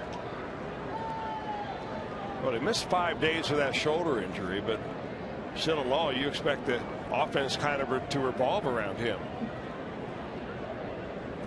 He is in their 3 spot. He's jammed here and pops it up. Phillips under it. Has it. Inning over. The damage done by the Marlins. They get 2 on 4 hits. New game now. 2-2, middle of the 5th.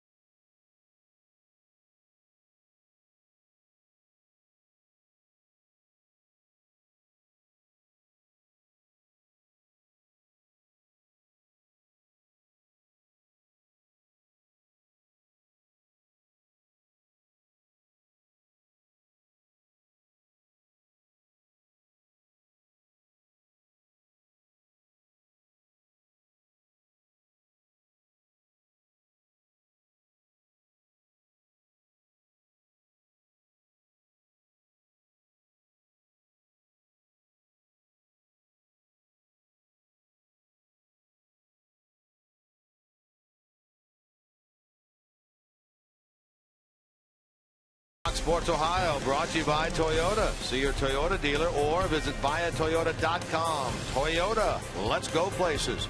And by the JTM Food Group. Let's create great dishes together. Well, see all the Reds action aboard the Cincinnati Bell Riverboat deck here at GABP. It's located above the center field wall. You'll take in panoramic views of the Ohio River and the entire ballpark with this 2-story semi-private outdoor party area. To book your party or group outing, simply call the Reds Group Sales Department. Their number 513-765-7600 or visit reds.com/groups. Good crowd on this Saturday afternoon. Sun shining. And now for the Marlins, a new pitcher into the game. A right-hander just added to their roster yesterday, Tom Kohler. Kohler, 26 years old, from the Bronx. One of the rare Miami Marlins that have come up through their own organization. He was drafted 2008, 18th round. Called him up from New Orleans yesterday after they designated John Maine for assignment after the game on Thursday. Maine, remember, pitched in relief of Jose Fernandez Thursday night, gave up 6 runs in 2 innings. Kohler gets the call.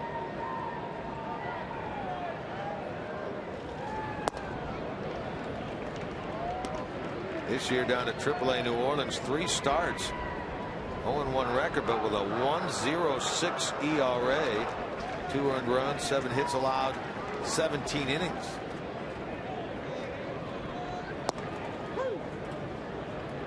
He gets Bruce, then Frazier, then Heisey in the bottom of the 5th of a 2-2 game.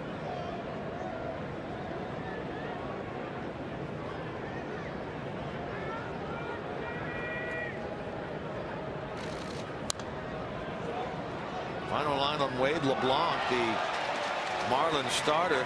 4 innings, 7 hits, 2 runs, both earned, 3 walks, 2 strikeouts. The home run ball by Joey Votto. LeBlanc will not be a winner in this, his 4th start of the year. Now Jay Bruce on a 3-2 pitch draws the walk, and so he is aboard. Leadoff man on base in the 5th inning. Now it's 4 times in 5 innings in this game that the Reds have had the leadoff man on. Well, that would normally be a recipe for scoring a lot of runs in this game. Has not been the case. Although it was a leadoff hitter in 2 of the last 3 innings that have come around to score. 1 on a home run, and Mesoraco led it off with a single last inning. Here now is Frazier. Grounded out. Struck out 0 for 2.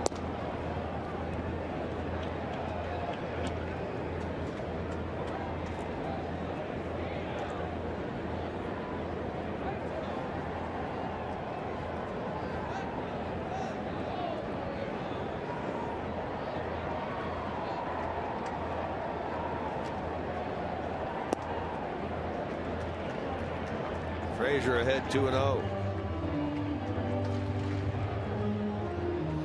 Now they just may want to settle this young man down a little bit. He was in AAA last year, and had he pitched anywhere a little bit better than he did last year, he would have been up in the major leagues.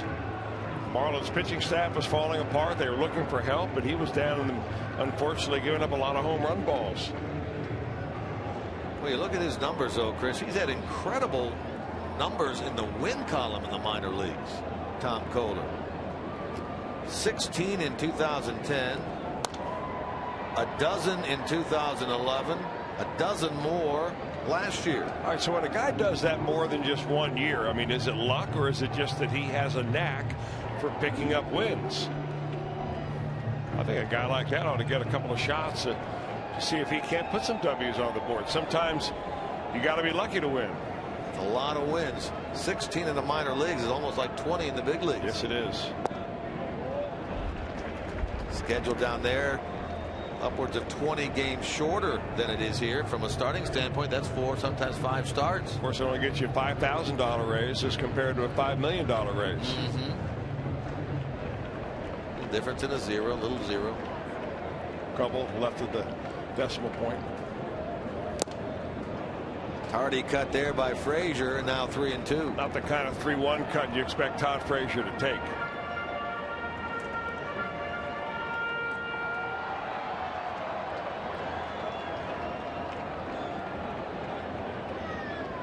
Bruce leads away at first.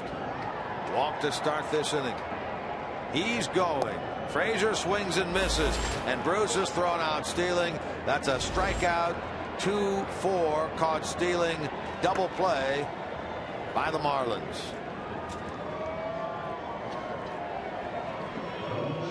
Boy, if Todd Frazier just looked kind of out of sync in this at bat, really pulling off that ball right there, low and outside. The good throw by Miguel Olivo. He's always had a strong arm, a good defensive catcher, and he throws out Bruce no problem. So you get the leadoff runner on, and just like that, you turn around, you've got 2 out, nobody on. Batter now is Chris Heisey. Heisey in this game has the bunt hit and the fly out to right. He's 1 for 2.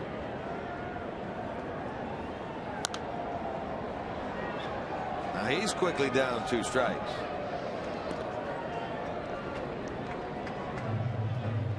Tomorrow afternoon's game is not the end of this homestand. This is a long 10-gamer for the Reds. It's gotten off to a good start at 4-1.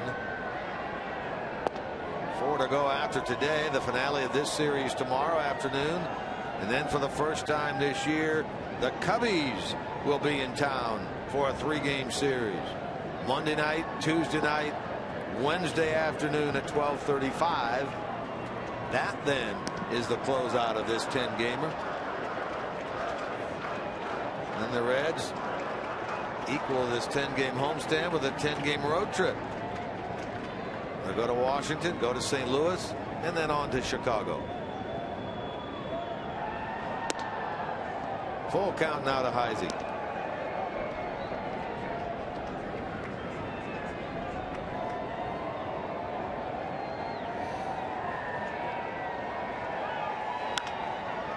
in the hole. Over to get it. Green comes up firing. Wide throw. Safe the call. Dobbs can't believe that the first base umpire, Adrian Johnson, didn't see that tag. Here comes Mike Redmond. And you're going to get a little conversation, I think, between the home plate umpire and Adrian Johnson. Home plate umpire saw it better. He came out to correct him, and they're going to call him out at first base. And that'll mean Dusty Baker emerges from the Reds dugout. He'll come out and talk to Brian O'Nora. First base umpire said no. Home plate umpire overruled. Said yes.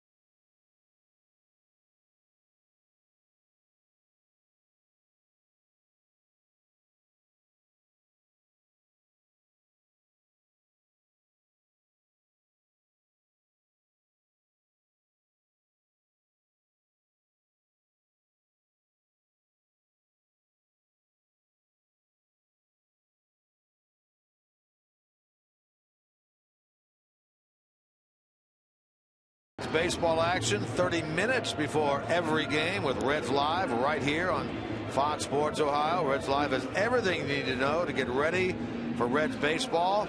All of it right here on the exclusive home of the Reds, Fox Sports Ohio. Reds Live presented by Ray St. Clair Roofing. Now let's take another look at that play with Chris Heisey at first base. That's Greg Dobbs at first baseman fielding an offline throw. Originally called safe by first base umpire Adrian Johnson, but the home plate umpire Brian O'Nora had a better view of it, and he went immediately down the line. And he told Adrian Johnson, "Up, let's get this call right." He got Heisey with the tag, and that's the way it stood. Our Exmo replay courtesy of Performance Honda. Yeah, Mike Redmond had made his way out of the dugout. He had gotten about to the mound when they reversed it. He turned around, went back to the dugout. Dusty Baker came out. Talk with Brian O'Nora about it. Meanwhile, back to the mound, Bronson Arroyo. Inning number 6. He's allowed 2 runs, 6 hits, walked 1, fan 4. 2-2 game. Game 3 of this series. Greg Dobbs, a base hit and a fly out. He's 1 for 2, leads it off.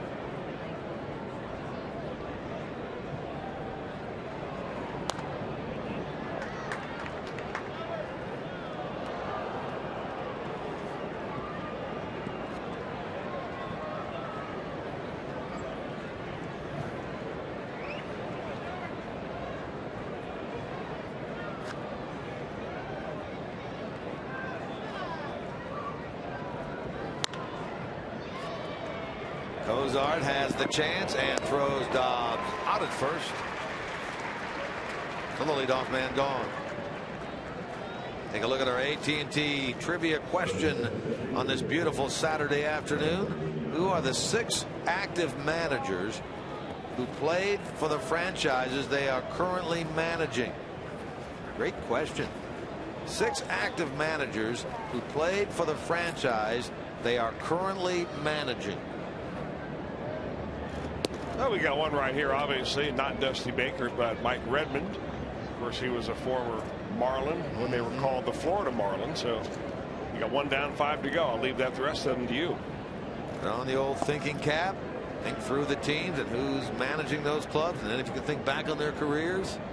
See if you can come up with all 6.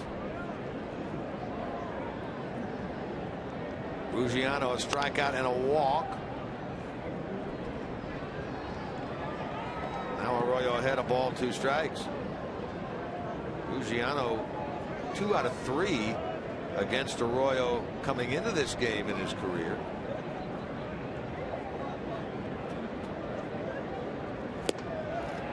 Got him to chase that one, and that's a strikeout. Number 5 for Bronson. Well, it looked like Bronson Arroyo was beginning to bend there in the 5th inning when he gave up 3 consecutive hits. In fact, 4 hits of 5 batters. But here he comes out and makes easy work of the first 2 batters in this inning. Just one of those frisbee breaking balls that those right-handers have so much difficulty with.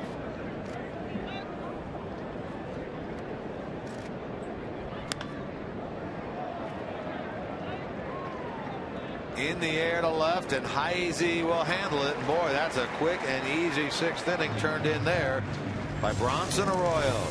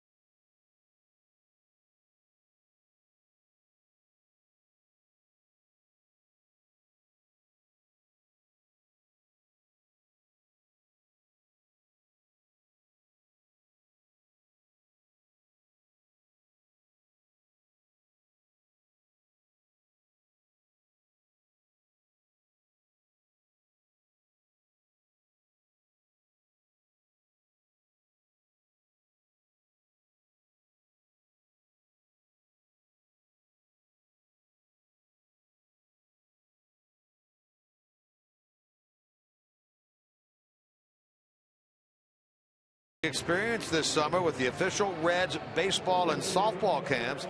Those are presented by Safeco Insurance. All campers will receive their own Red uniform, special instruction from a Reds coach, on-field VIP experience here at Great American Ballpark, plus a guest appearance by a current Reds player. For information on the official Reds camps, visit reds.com/camps today. 2 6-0 Marlins. 2 7-1 Reds. Marlins have stranded 4. The Reds have left 8 on. And they come against the right-hander Tom Kohler in the bottom of the 6th. Mesoraco to lead it off. Pair of hits for him in this game, plus a run scored. He's had a good game so far. Mesoraco has handled Bronson Arroyo very nicely. A couple of knocks. One to lead the inning off in the 4th inning, as you said, to come around and score that 2nd run.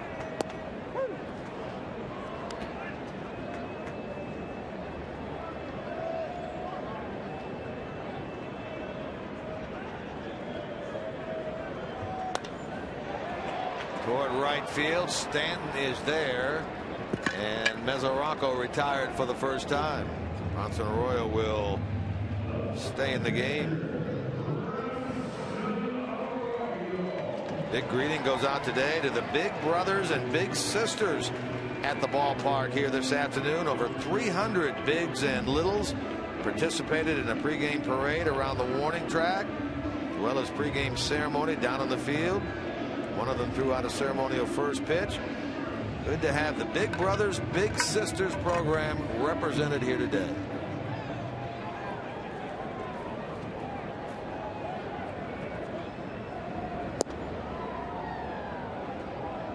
Arroyo 0 for 1 with a sacrifice bunt. He has twice tried to sacrifice, failed in the second, but accomplished it in the fourth. Sends Stanton back. He was playing shallow, but Giancarlo gets there right at the edge of the track.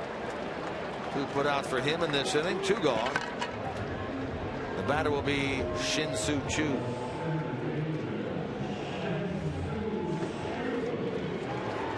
Bronson batting for himself. Means he'll go back out there. His starts this year have been 6, 6, 8 innings. Now he'll go back out there for at least the start of number 7.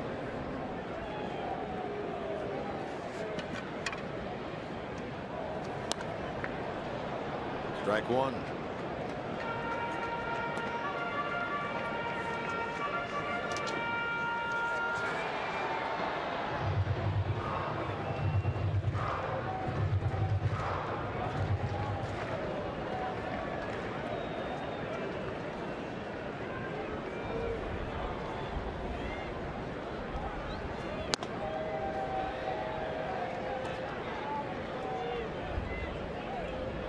You can always, it appears, count on Bronson to give you 6, 7 or so innings. This guy has been Mr. Consistency for sure since being acquired by the Reds from the Red Sox.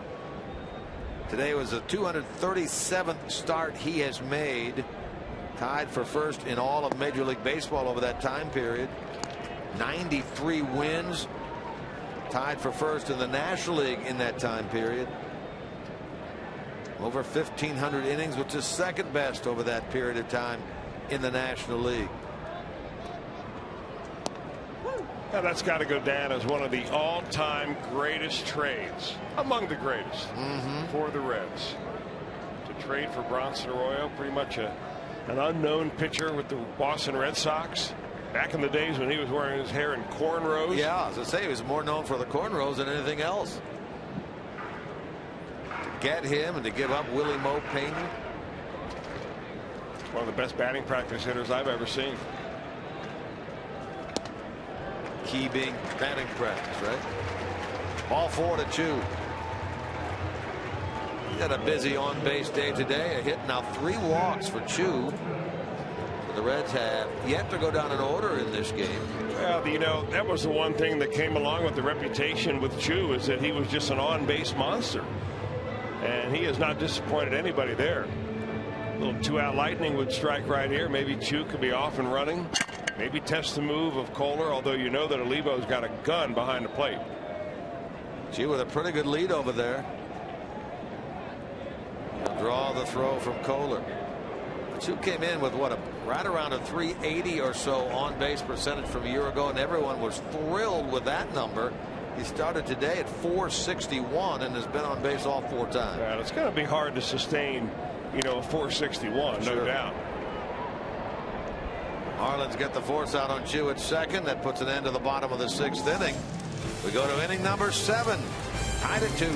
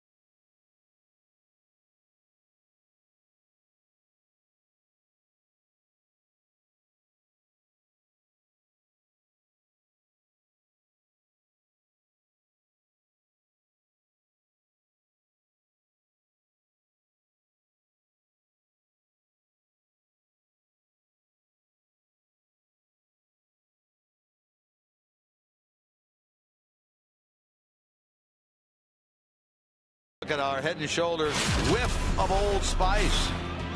Bronson Arroyo gets the strikeout here of Justin Ruggiano.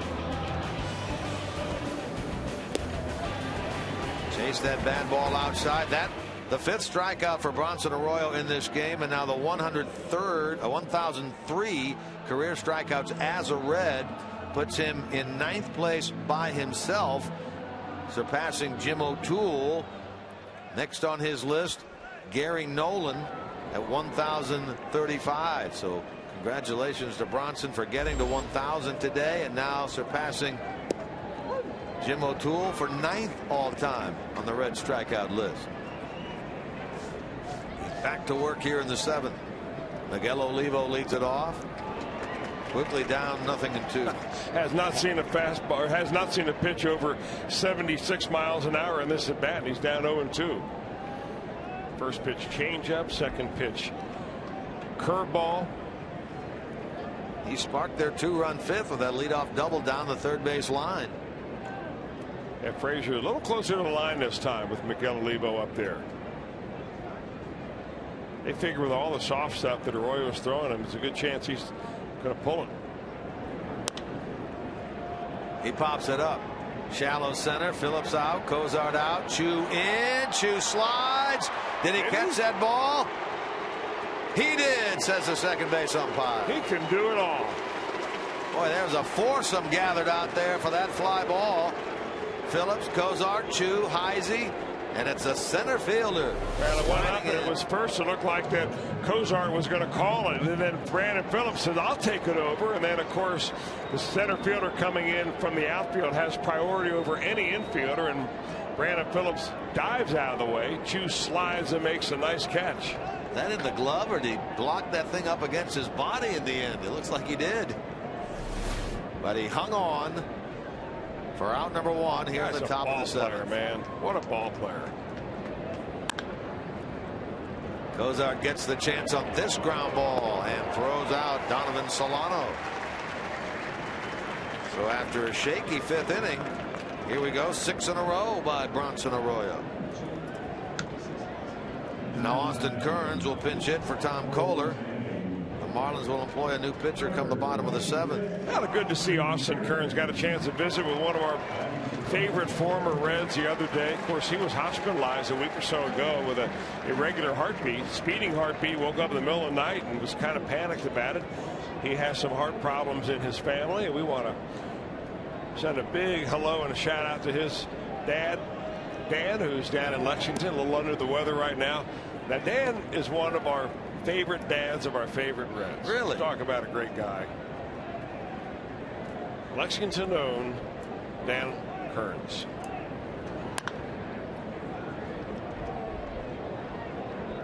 Well, a lot of fans remember that, of course, the time that Kearns and Dunn came up to the major leagues, and, you know, if all had gone right, they would have anchored this ball club offensively for years and years and years. Of course, the game of baseball changes, rosters change, and injuries take place. I think that's one of the things that happened to Austin Kearns in his career, that he injured his wrist a couple of times, and it really has never reached the type of performance and his potential you would think that he would get to. Well, he's 2 for 16 this year. There you see the numbers that he put up in his career with the Reds. He was at one time a Reds minor league player of the year. Now more than I think 10 or 11 years in the major leagues.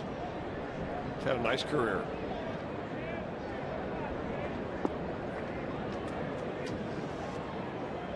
Has his family up from Lexington, still spends his winters down in Nicholasville. I remember a collision he got into at home plate in this ballpark on a wild pitch with an Atlanta pitcher. I don't remember the name now, that seemed to turn his career as well. Ray King, remember that? Ray King, yeah. Messed up his shoulder. He wasn't right for years.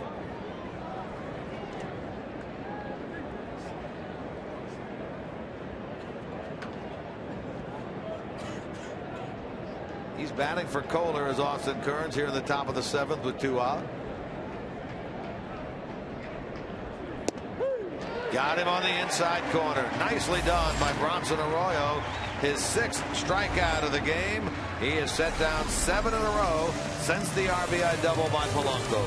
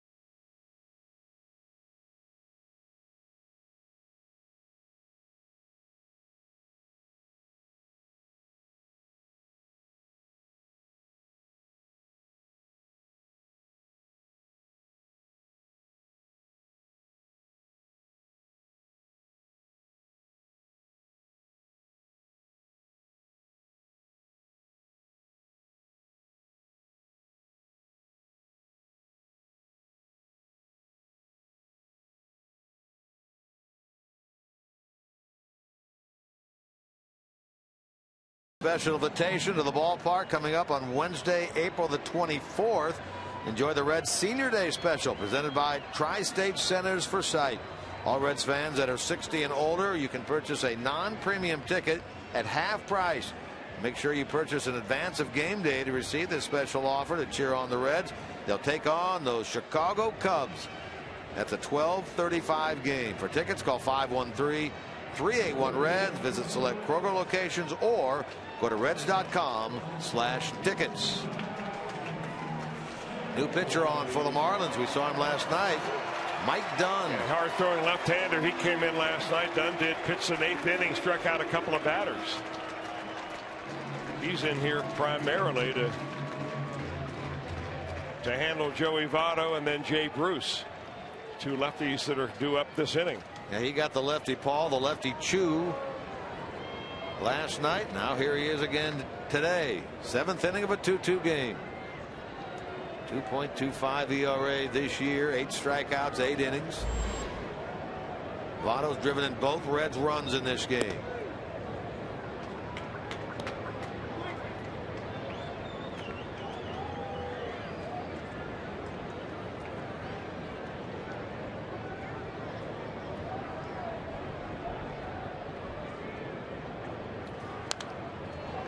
Votto's home run came back in the 3rd inning. It was his 2nd of the year. Their Nissan drive of the game. Lighted the game's first run. Made it 1-0. Pulled that ball. Also pulled his single in the 4th inning that drove in a run. Facing Mike Dunn here. He's 0 for 5 with 2 strikeouts against Dunn in his career. Well, Dunn's got some strikeout stuff. He's got a fastball that goes anywhere from 92 to 95 and a real good slider. Joey going the other way, trying to drop it in front of Pierre, and he will. 3-hit game for Joey Votto. Pierre did not appear to get a very good break on that ball. It just doesn't look like Pierre's seeing the ball coming off the bat today. He looks shaky on just about everything that goes out there. This ball looked like it was going to hang up enough. It got on the end of the bat. Votto did, but because he's got power, the outfielders are playing a little bit deeper, and that ball will fall in front of the left fielder. So a good start for the Reds here in the bottom of the 7th. After getting the 2 lefties he faced last night, the first one he faces here this afternoon, is able to get the best of him, and that's Votto. Here's Phillips. 1 for 2 with a walk in this game. Votto representing the go-ahead run. Tom Kohler, 2 innings, 2 walks, a strikeout in relief of Wade LeBlanc.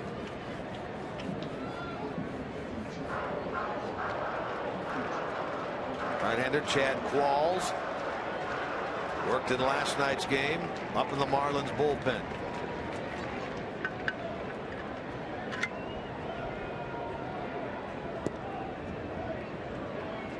One ball, 1 strike.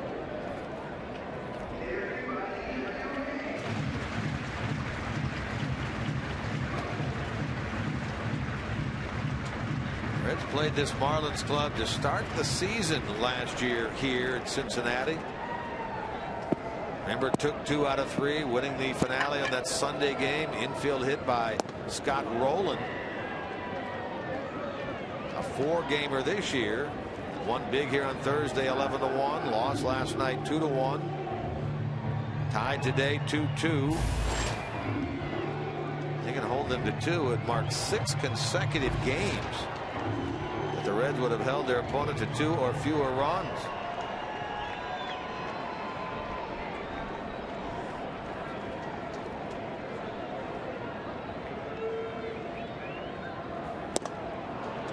Brandon chases that one and strikes out for the first time this afternoon. Out number 1.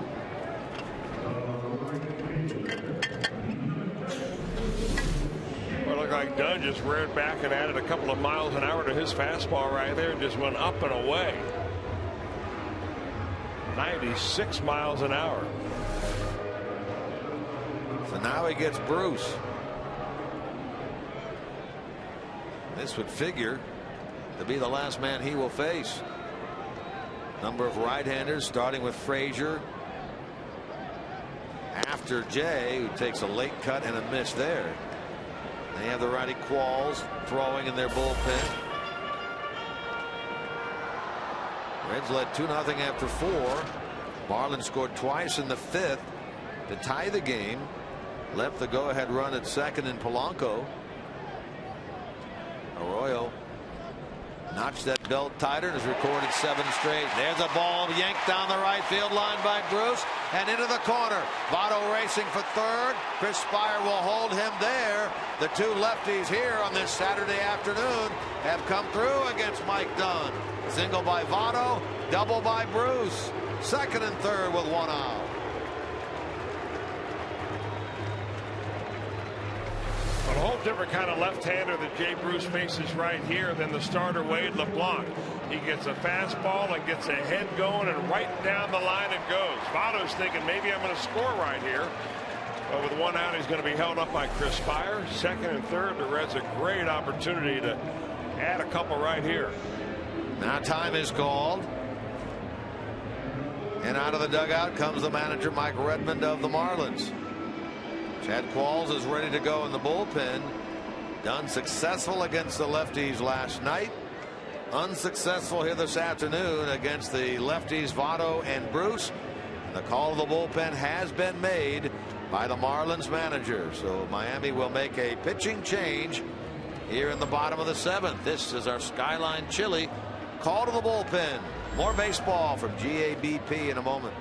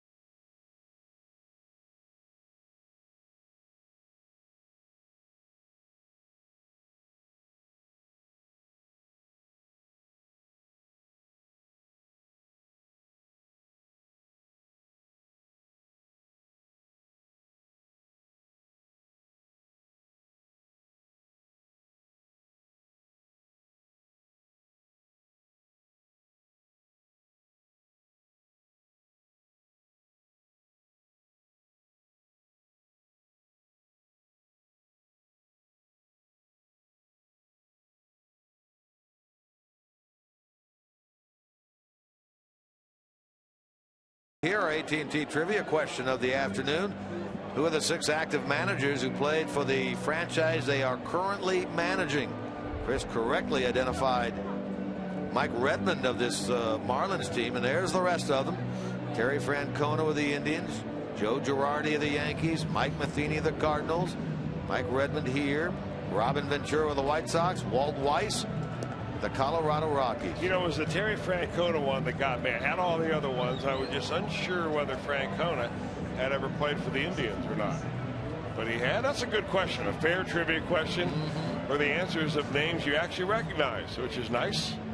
Speaking of recognizable names, you recognize this name from last night. Well, no doubt about that. You recognize him from a whole lot more than just last night. Chad Qualls has been around a long time, since 2004 when he broke in with the Houston Astros. He's been around a bit. He had faced Todd Frazier last night and he walked him. It looks like they're going to walk him again, this time intentionally. That'll put Heisey on the spot with the bases loaded, 1 out. Setting up a force play at every base for the Marlins. Fans boo, but it makes sense from their standpoint.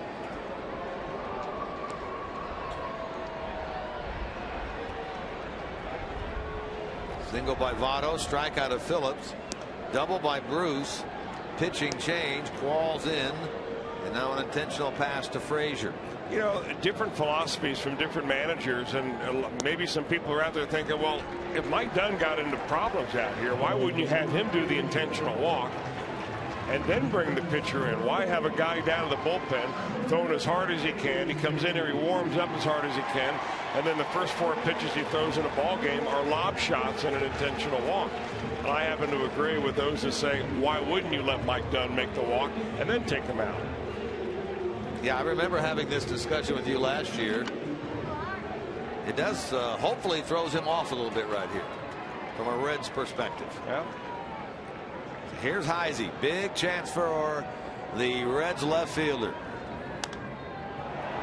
And he's going to pop this one up between the mound and the plate, and it falls. That ball falls. An infield fly rule. They'll get an out. Heisey is out. An infield fly. That ball popped up, and nobody seemed to want to take charge. It didn't make any difference. As soon as the umpires yell infield fly, you can let that baby drop, and it doesn't make any difference. The batter will be out. The runners advance at their own risk, and of course no one did advance. Let's see who they give the put out to here. I don't know who was closest there. And Qualls actually seemed to be the closest, didn't he? I don't know. I do know there are a lot of people here at the stadium that ought to stay at home sometimes and review their baseball tech talks, because we have covered that most recently fly rule recently. And a lot of them were yelling and hooting and hollering. They will credit Qualls with the put out on that, the pitcher. Now Mesoraco.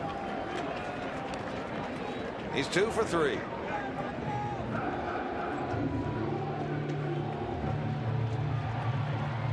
First at bat for him this year with the bases loaded as a team.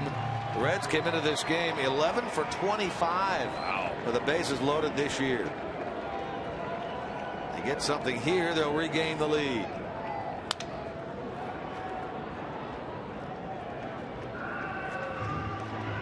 Single in the second, single in the fourth.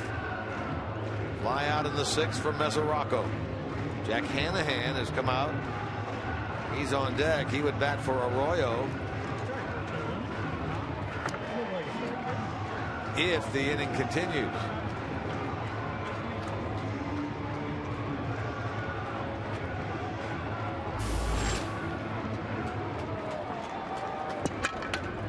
Sam LeCure is throwing in the Reds bullpen.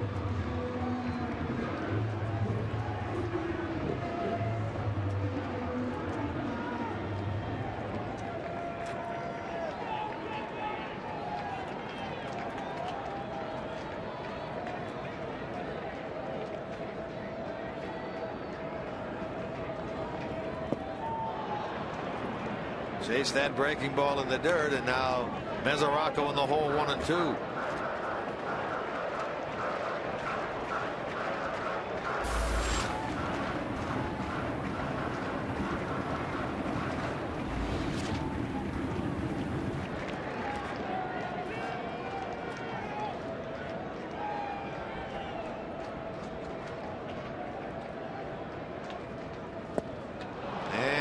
strikeout of Mesoraco by Qualls. And a great job by the right-hander coming on. The Reds leave him loaded. Have now left a dozen in this one.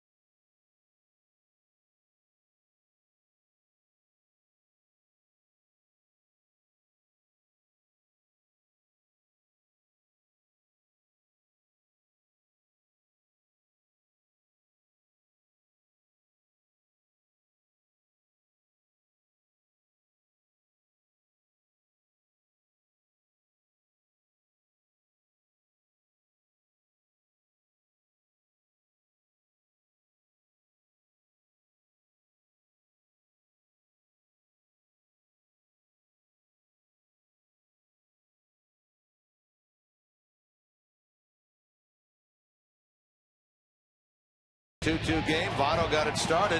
Home run in the third inning, his second of the year against Wade LeBlanc. 1-0 Reds. Votto again. This was the next inning in the fourth. Base it into right field. That play to Devin Mesoraco, and the Reds led 2-0 after 4. But the uprising by the Marlins, a base hit by the pinch hitter Mahoney, plated a run Miguel Olivo to make it 2-1 Reds, and then Placido Polanco. A double into the left field corner. That scored Solano, and the Marlins tied it at 2. Stanton popped up to end that inning with Polanco out at second base. That's our Honda game summary through 7, 2-2 here at Great American Ballpark. Back to the mound, Bronson, Arroyo. Look at the top of the order, and Juan Pierre. Bronson in this game, 2 runs, 6 hits in 7. A walk and 6 strikeouts. Yeah, real similar to the line that he had in his last time out against the Philadelphia Phillies. If he can add an inning's worth right here with no runs being scored, it would be 2 runs, 8 innings. 6 strikeouts, a season high for Bronson. He falls behind here 2-1. Pierre 0 for 3 in the game, 1 for 7 in the series.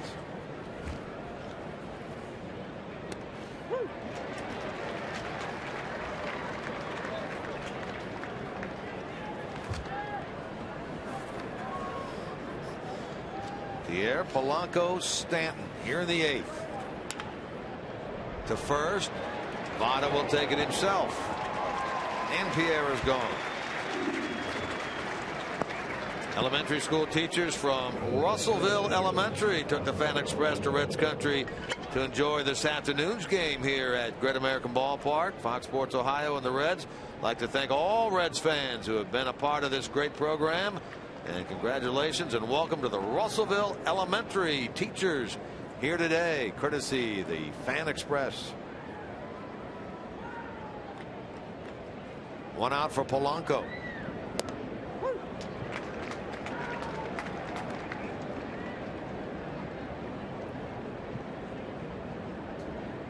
Clutch RBI double for him back in the 5th inning. Tied this game at 2. Now Bronson, after falling behind Pierre, gets ahead of Polanco. No balls, 2 strikes.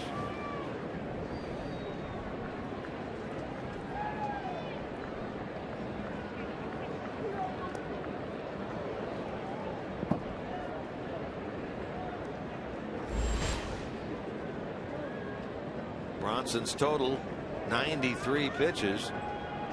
The next pitch he will throw will be the most he has thrown in a game this year, 94. He threw 93 in his opener against the Angels, 91 in 8 innings against the Phillies, 94 now on that soft liner to Phillips off the bat of Polanco. And there are 2 up. Arroyo spot due up first in the bottom of the 8th. So this is definitely it for the right-hander.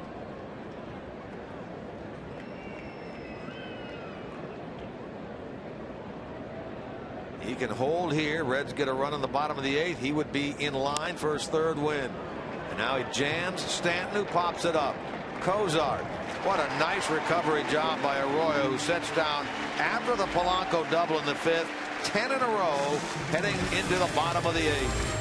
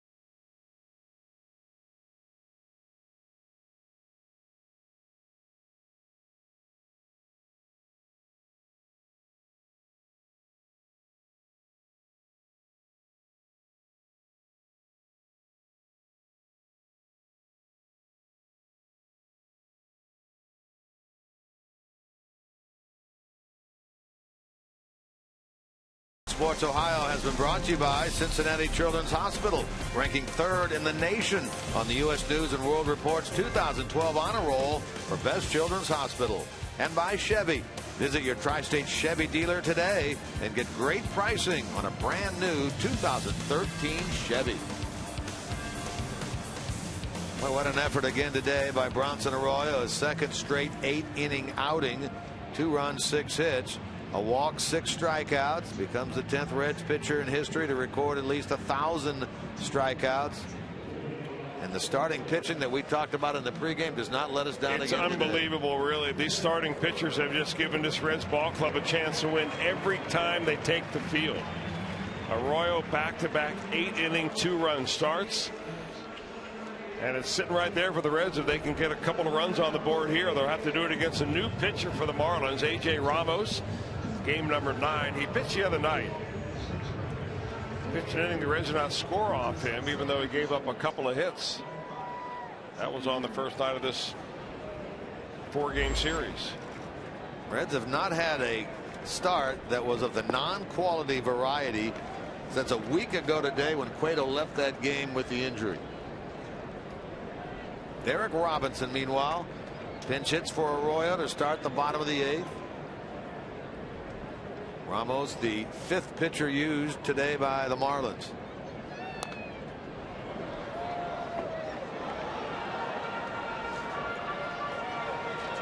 Derek Robinson hitting .286, 4 hits, 14 at bats with an RBI, 2 for 6 as a pinch hitter.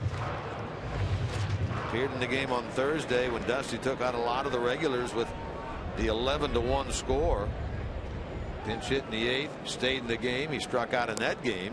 He'll bunt here, but Olivo pounces and throws Robinson out. Boy, Olivo quick out of the catcher's box that time. You know, he's got a good arm, but he pounced right on that ball. And even though it was one of those bunts, not a great bunt because it was right towards the pitcher, Olivo made it look a lot worse than it really was. One thing Robinson does that you got to like about his bunting style, is the fact that he lays the bunt down first and then runs. So many times you see younger players try to run and bunt at the same time, and they simply don't get it down. Good look at that Exmo, brought to you by Munchin's Furniture. Now it's Chu. On base all 4 times today. A hit, 3 walks, a stolen base.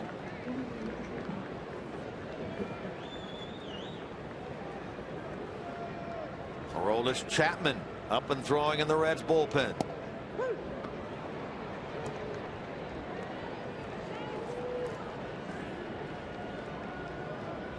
Ramos 1 inning, 2 hits, no runs on Thursday.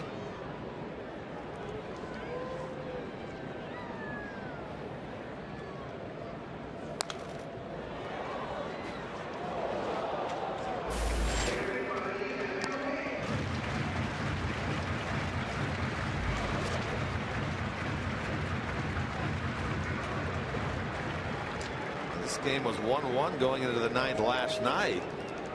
This game 2-2 in the bottom of the 8th here this afternoon.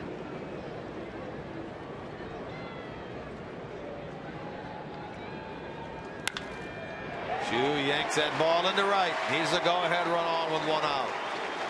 2 for 2 with 3 walks, on base 5 times today. You got to figure what the heck are the Marlins doing right there. If they're going to play that kind of a defense with Shin-Soo Choo, why would you throw the guy a breaking ball? They're playing him on the line at first, but they've also got the second baseman over towards the second base bag. They don't think he's going to pull the ball. But if you throw a left-handed hitter a breaking ball from a right-handed pitcher, if you get it down, you almost have to pull the ball. You're going to play him away, pitch him away. Well, a mistake by the Marlins, an advantage for the Reds. Go ahead run on. Here's Cozart. Big right side of the infield now for Cozart if he wants to go that way.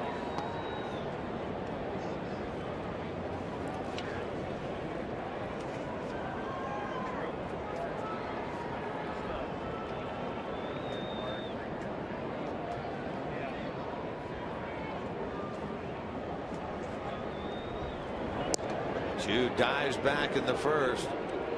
5 times on base in the game now for Chu. Matches a career high for him. That's the 4th time done it in his career.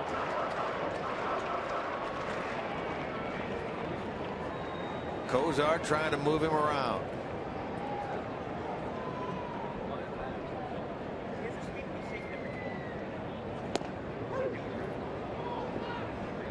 Zach in the game 0 for 4. Hitting streak on the line is 5-gamer.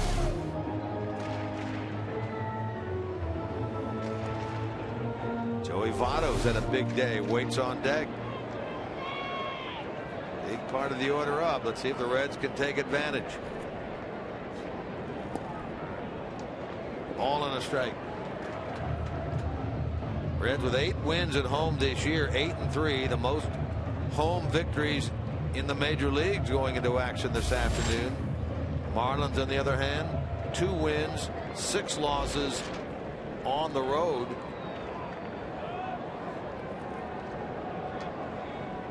Worst in the National League. They're 4 wins overall, worst in baseball.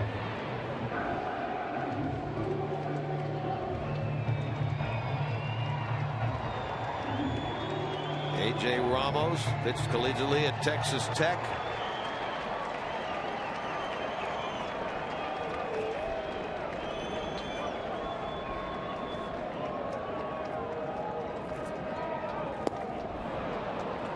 And Cozart chasing that one. Ball and 2 strikes.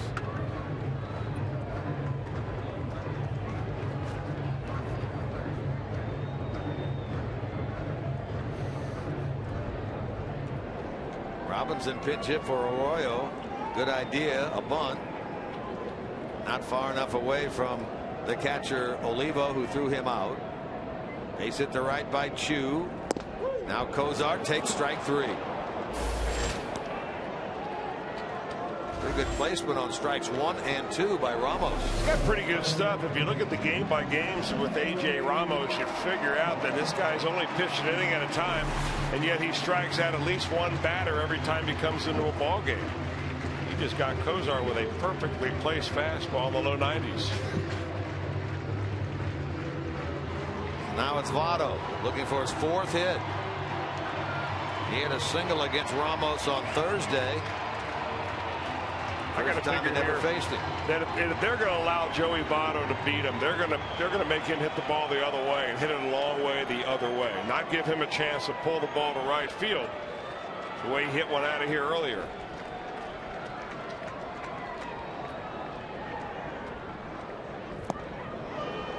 Good changeup there. Boy, this kid's got all 3 pitches.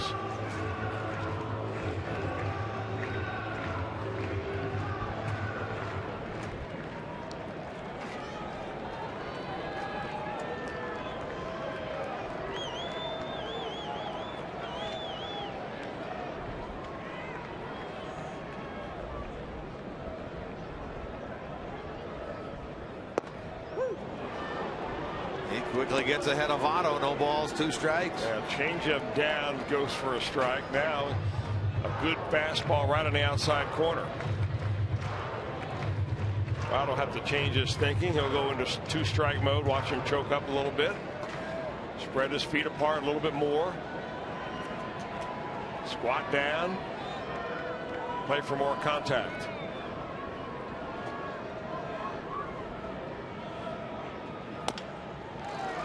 To first.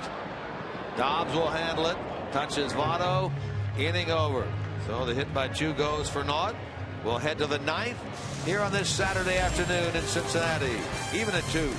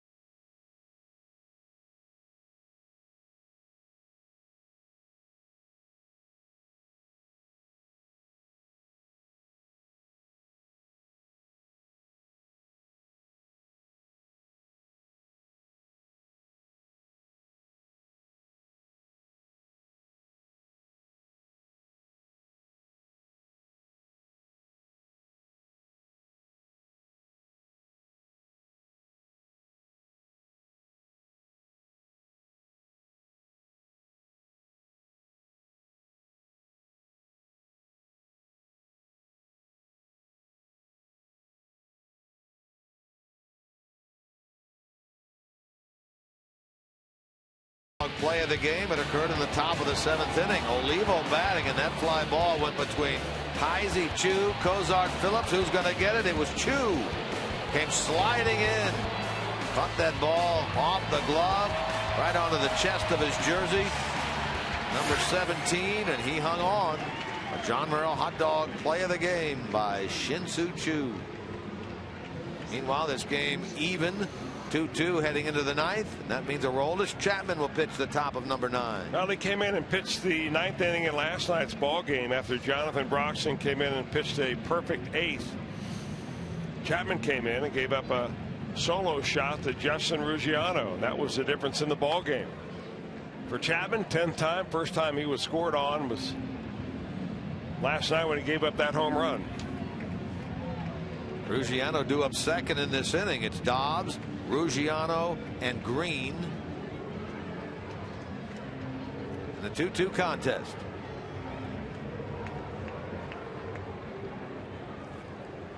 Dobbs in this game 1 out of 3.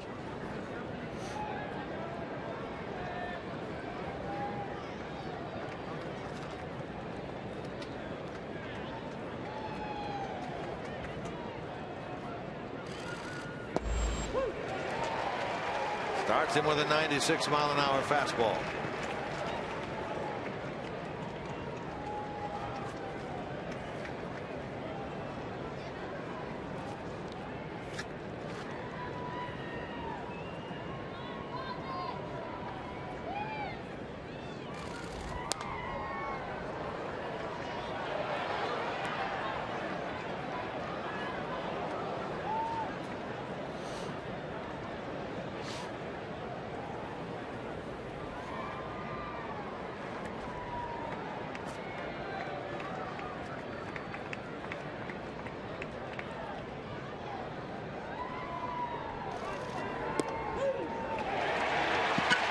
Lindor breaking ball inside corner. Dobbs disagrees with Brian O'Nora, but sent back to the dugout. I think the reason that Dobbs disagrees is because Mesoraco was set up way outside. And he kind of sensed him out there. And even though Chapman missed his spot, he still found the strike zone with it. Here's a guy that did it to Chapman last night. It came in the 9th inning with 1 out as well in a 1-1 game. Marked the second home run of the series for Ruggiano. That was a high fastball, just like the pitch that he got off Tony Cingrani. He likes the ball up. Take a look at that home run that he hit off of Chapman last night. Chapman is in disbelief.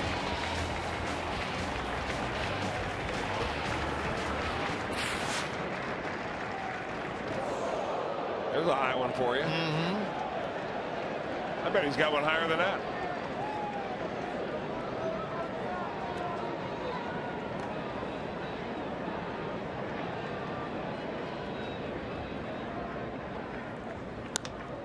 Gets him in the air here to right. Bruce charging. Bruce coming on, and Jay gets to the spot. Ruggiano retired. 2 out. See, Chapman worked last night. Did not work in the game on Thursday, nor did he work on Wednesday. Worked on Tuesday, so his 3rd appearance in 5 days. Looking to send this game even into the bottom of the 9th. Due up, it'll be Phillips, Bruce, and Frazier. A.J. Ramos worked the 8th inning. We'll take a look out at their bullpen to see what they may have going out there. Steve Cishek, their closer, recorded the save here last night. Their first save of the year is throwing. I wonder if this game stays tied, if he would come on, or if Ramos would go back out there. Because Chris was talking about the non-save situation after the 9th for the home team. Not so for the visitors. Reaching for that, and a strikeout of Nick Green, and a 1-2-3 top of the 9th for Aroldis Chapman. Bottom of the 9th coming up. Phillips, Bruce, and Frazier.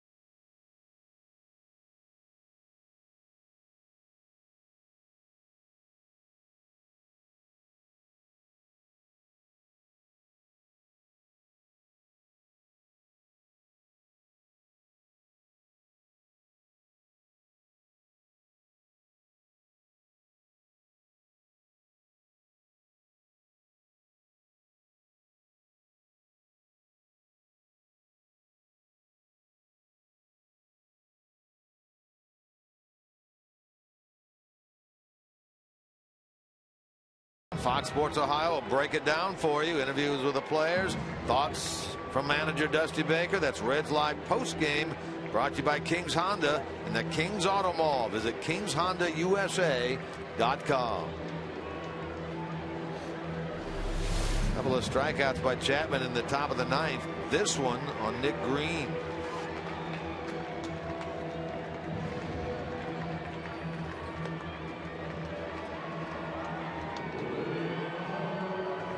You know, it just doesn't look quite as fast on Exmo.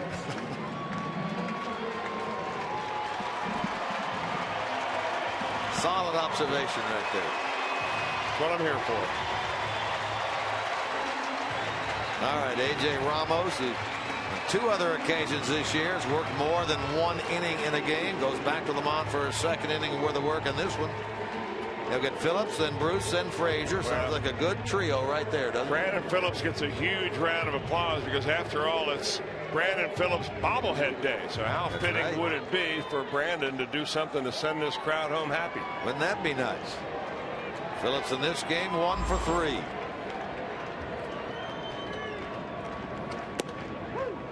Takes the first pitch strike.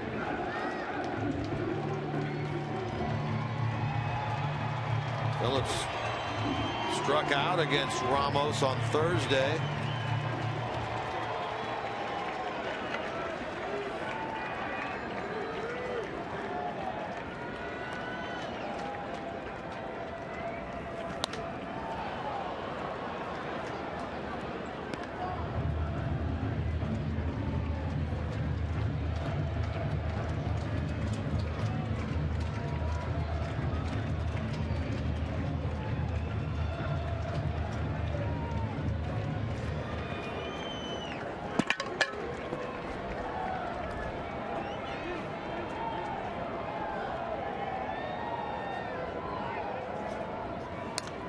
Stays alive on that one. Tell you what, we were marveling at the fastball of Aroldis Chapman throwing 96, 97. That last one by A.J. Ramos, 97.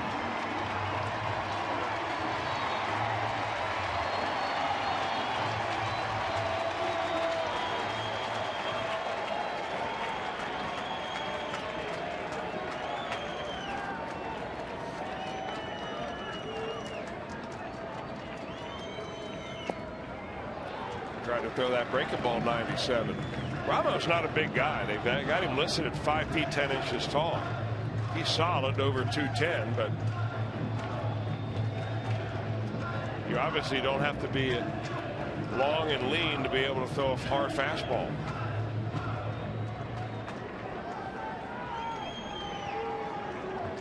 Phillips trying to get on the start the bottom of the 9th in this 2-2 affair.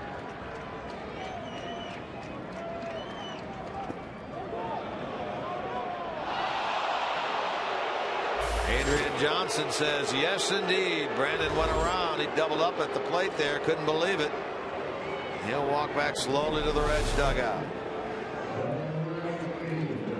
Well, remember that the rule states it's not whether you cross the plate of the plane of the plate or whether you break your wrist or anything else.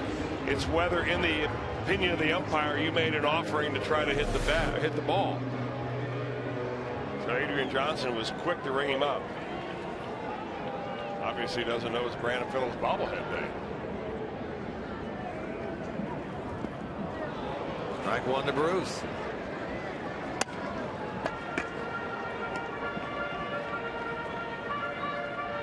Jay, a double as last time. That was against the left-hander Dunn. 1 for 3 with a walk. The double means he's hitting 6 in a row. What a great spot right here for his first home run. Playing deep. Stanton at the warning track, practically out in right field. And he's quickly down 2 strikes. Well, this kid's got really 3 major league pitches. That changeup he just threw to Jay Bruce at 86, but you can subtract 10 miles an hour just like that. And you hit high 90s, that's saying something. Oh, man, is that nasty. 3 pitches.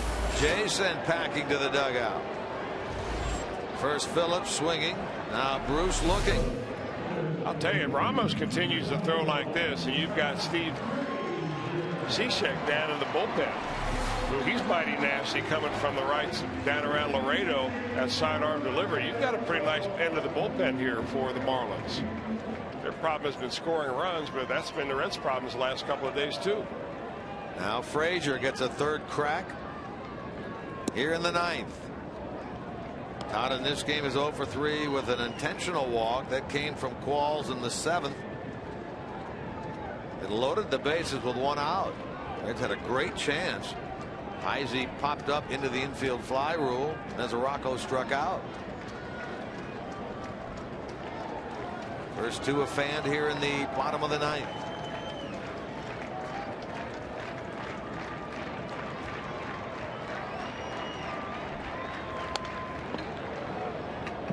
Ball on the strike to Frazier. Wade LeBlanc went 4, allowed 2 runs, 7 hits as the Marlins starter. They've since used the right-hander Tom Kohler, the lefty Mike Dunn, the righty Chad Qualls, and now in his second inning of work, the right-hander A.J. Ramos.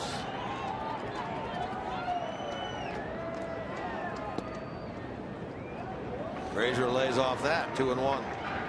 Bronson Arroyo, another very strong outing for the Reds right-hander. 8 innings, 2 runs, 6 hits.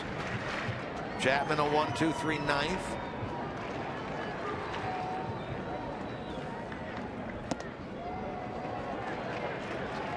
And now 3-1 to Frazier.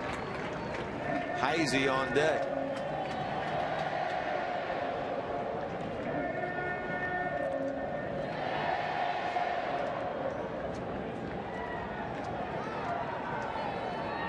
Sam LeCure up and throwing in the Reds bullpen. Full count.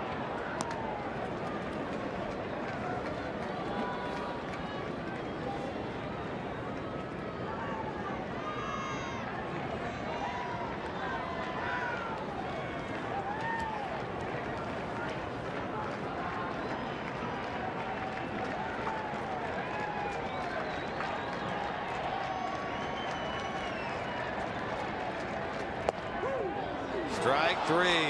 Boy, he buckled him on another breaking ball. He strikes out the side.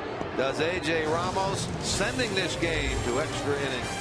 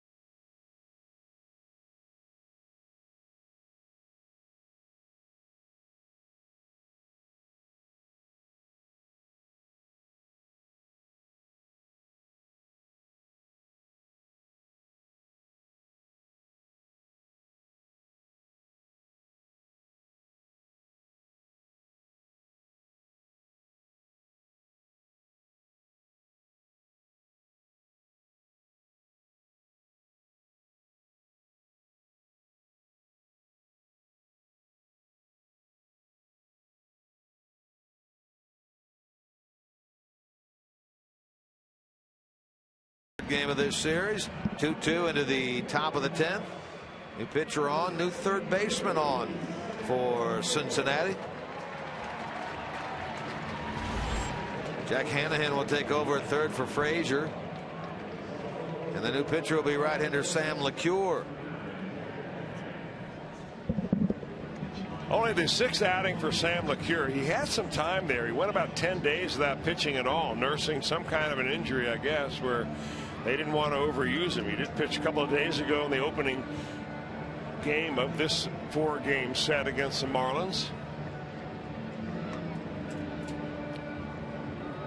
That's a story we've heard from LeCure before. General soreness. What does that mean? I don't really know. I mean, you know, and nowadays it's not just the Reds, it's every major league ball club out there trying to keep anything medical very secretive, because you don't want the opposition to know who's available, who's not, who might be nursing a sore leg, a sore arm, or something like that. So they'll say general soreness, not indicating whether it's his arm, neck, leg, or something between his ears. So I don't blame him. So we just roll with that, and that's the way it goes. Here's LeCure against Olivo. First pitch swinging, base hit into center. Second hit of the afternoon for Miguel Olivo. And that's the go-ahead run on for the Marlins to start the 10th inning. They may just run for Olivo. He can hit a little bit, but he's certainly not much on the base pass, and that's exactly what they're going to do.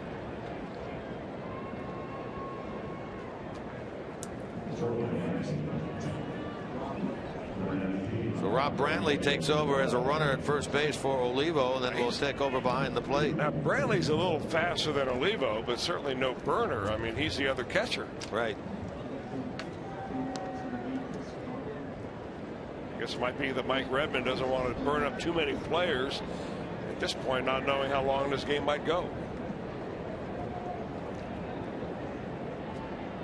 So now it's Donovan Solano.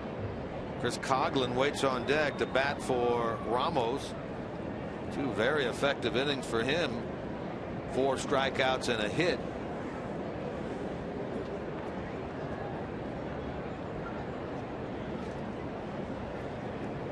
Let's see if they want to bunt this runner along. You can book it, can't you?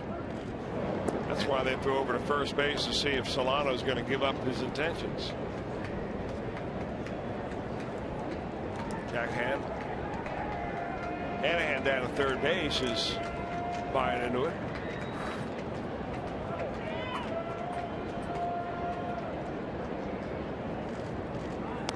Showing bunt, dropping down the bunt. Mesoraco will get it.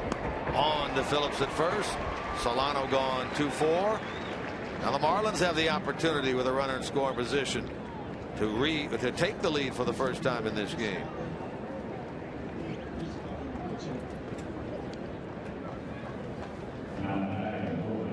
Chris Coghlan, he started in left field against the Reds in this series in the opener on Thursday.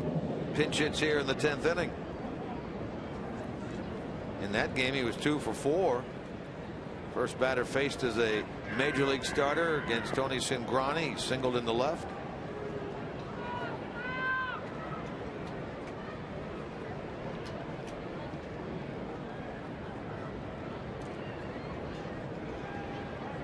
Coghlan hitting just 161. Hits it in the air to right. Bruce will make the catch. Runner tags but isn't going anywhere. Bruce guns it in there to the delight of this big crowd. Out number 2. Brandon Phillips bobblehead day. Beautiful Saturday afternoon. Sun shining. Draws 35,645. Now he gets a breaking ball on the first pitch, and boy, we have seen some. Look at the bat just shatter the long way. You don't see it happen like that very often. He ends up with a paddle in his hand. Mike Redmond probably ought to take to him for swinging at a pitch like that on the first pitch with a runner at second base. So here's Juan Pierre. Sam LeCure trying to hang a 0 in the top of the 10th. And the Marlins have not had that many opportunities. They've only stranded 4. The Reds, by contrast, have stranded 13 runners in this ball game. And in fact, only in the 9th inning against Ramos had they gone down in order. Base runners in every other inning of this game.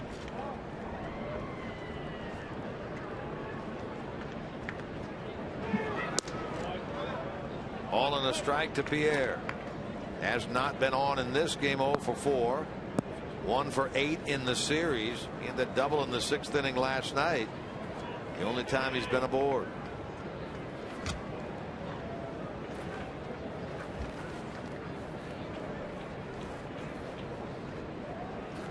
Reds trying to go back to 2 games over 500 if they can get the victory. 1-2.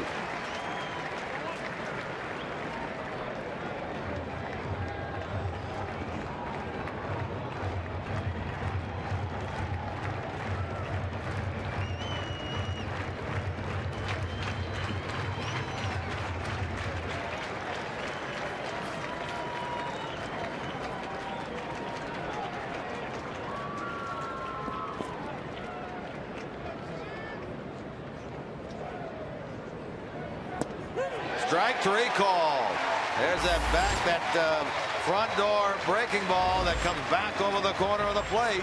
LeCure gets Pierre, sending this game to the bottom of the 10th, even at 2.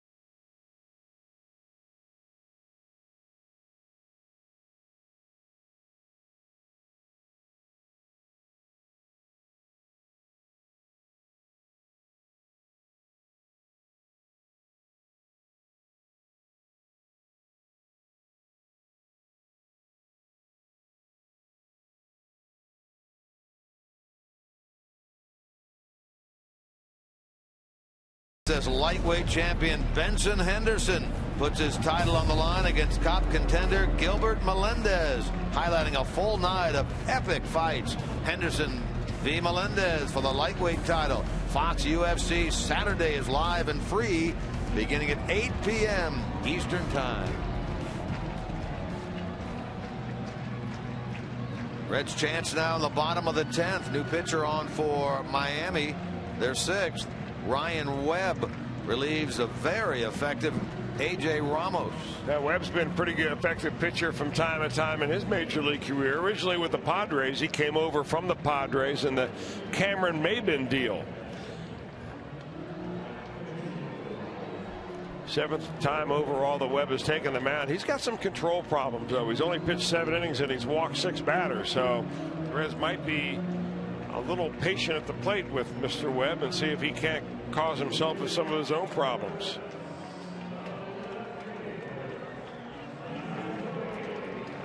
Brantley remains in the game as the catcher for the Marlins. He took over as a pinch runner for Miguel Olivo after Olivo had the hit in the 10th. Here's Rob Brantley. Started in the catcher spot the first 2 games of this series. Now here's Chris Heisey against Ryan Webb to start the bottom of the 10th.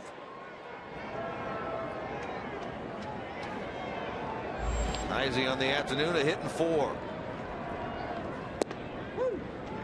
First pitch strike, then Mesoraco, and then Jack Hanahan, who took over at third base for Frazier as part of the double switch when LeCure came in.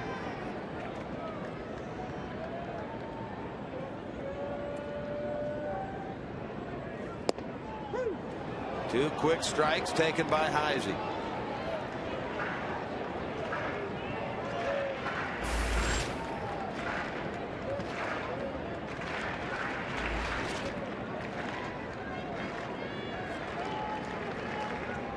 Two in the bottom of the 10th.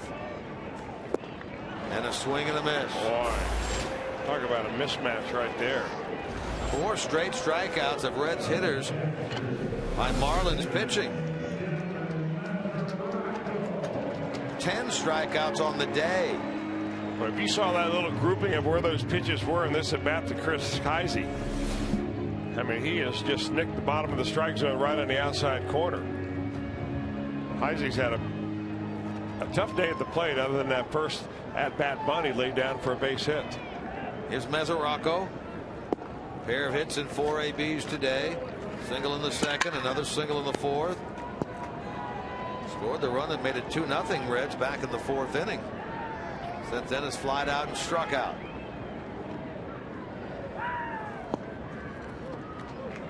Mesoraco gets ahead 2-0. Hanahan, he waits next. Mesoraco. Hanahan is in the on deck circle. Then the top of the order.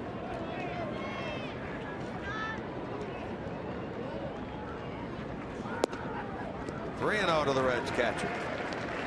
Reds playing in their third extra inning game of the year. They've yet to win one. Marlins playing in their second. They're 0-1 in extra innings.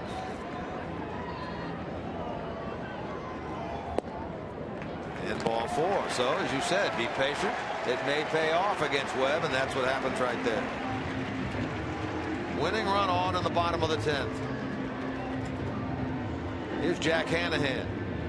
Not a pinch hit appearance for Hanahan, but boy, he has been very good in that department this year. 4 out of 8, although this is his first at bat of the game. Overall, he's 6 for 13. That's a .462 average with 2 RBIs.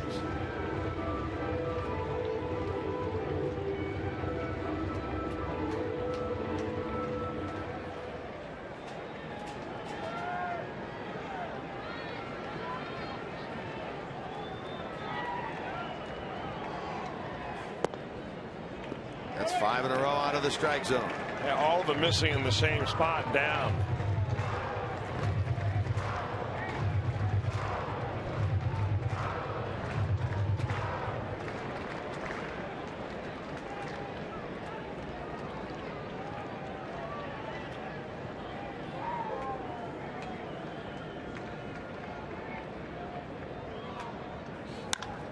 Swinging Hanahan into left, and Pierre battling the sun makes the catch on that ball.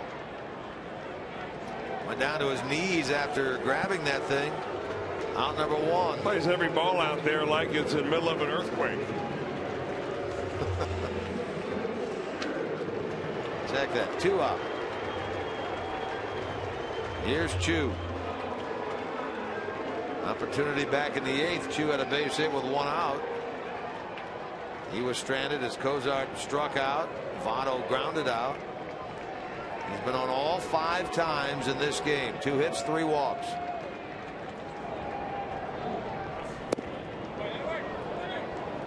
Yeah, the Marlins are playing that double prevent defense. They've got their outfielders pushed way against the warning track, trying to take away the third base line, although Chu doesn't hit him down here very often. But you see how deep these guys are way out there in the outfield.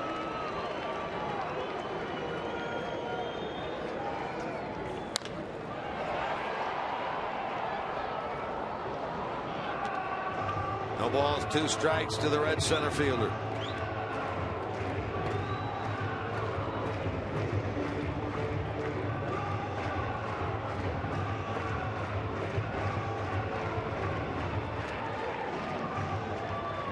One out walk to Mesoraco. He leads away at first.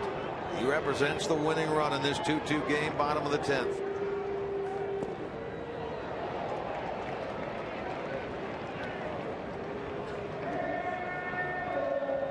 Pitching wise, the Reds certainly in better shape in this game due to the fact that Arroyo went 8.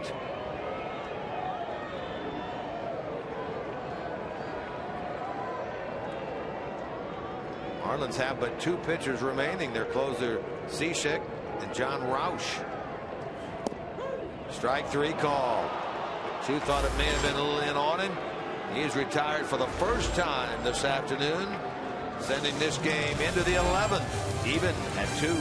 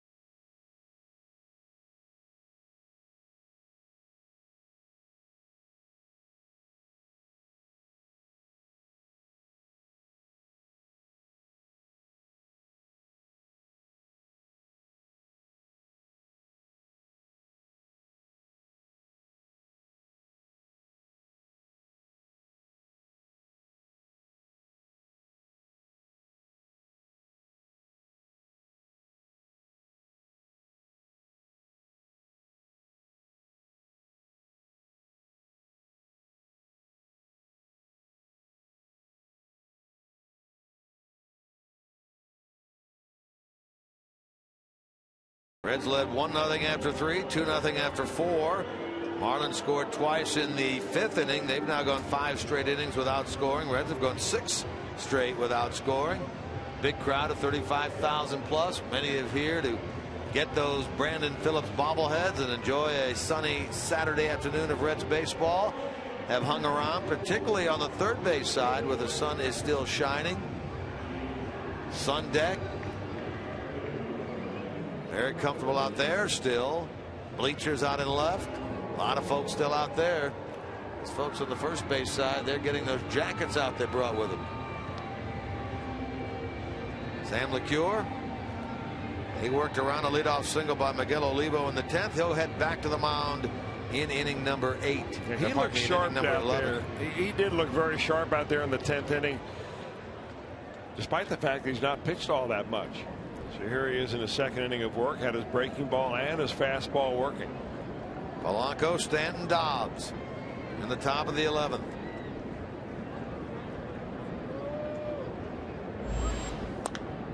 Polanco first pitch swinging, and he'll pop it up.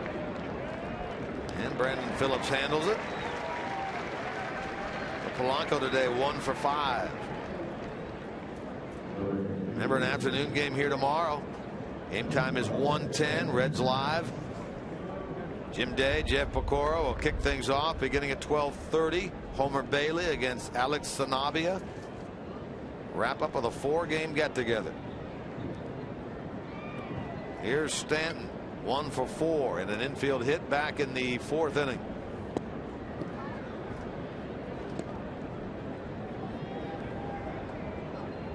In the series, he has 2 hits and 11 trips. Yeah, you know, you can be lulled to sleep by a guy who hasn't really looked that good at the plate, but he's one swing away from hitting one 450. Hammers this one to third, but coming up with it is Hanahan, and his throw across is in time. The Reds have a pretty good third base combo with Frazier most of the time, and they don't lose much of anything when Hanahan comes in. Defensively, he actually gained something. He can pick it with just about anybody in the league. Here's Greg Dobbs with 2 out. It's a nice play right there. Really cradles that ball. Kind of took a bad hop on him. You'd never know it.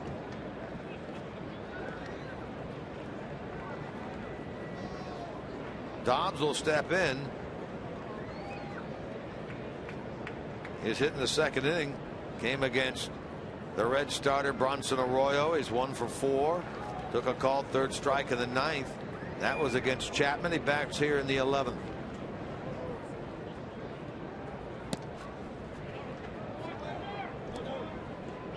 LeCure an out away, giving his club 2 innings worth of relief.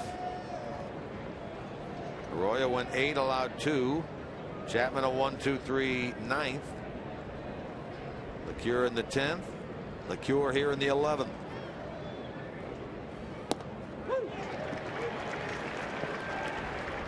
Reds half of the 11th.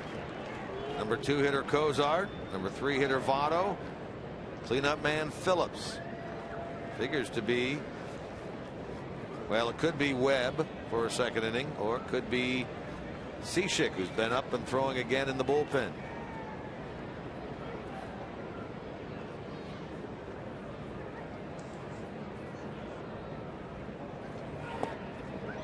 Again, Mike Redmond down to 2 pitchers now.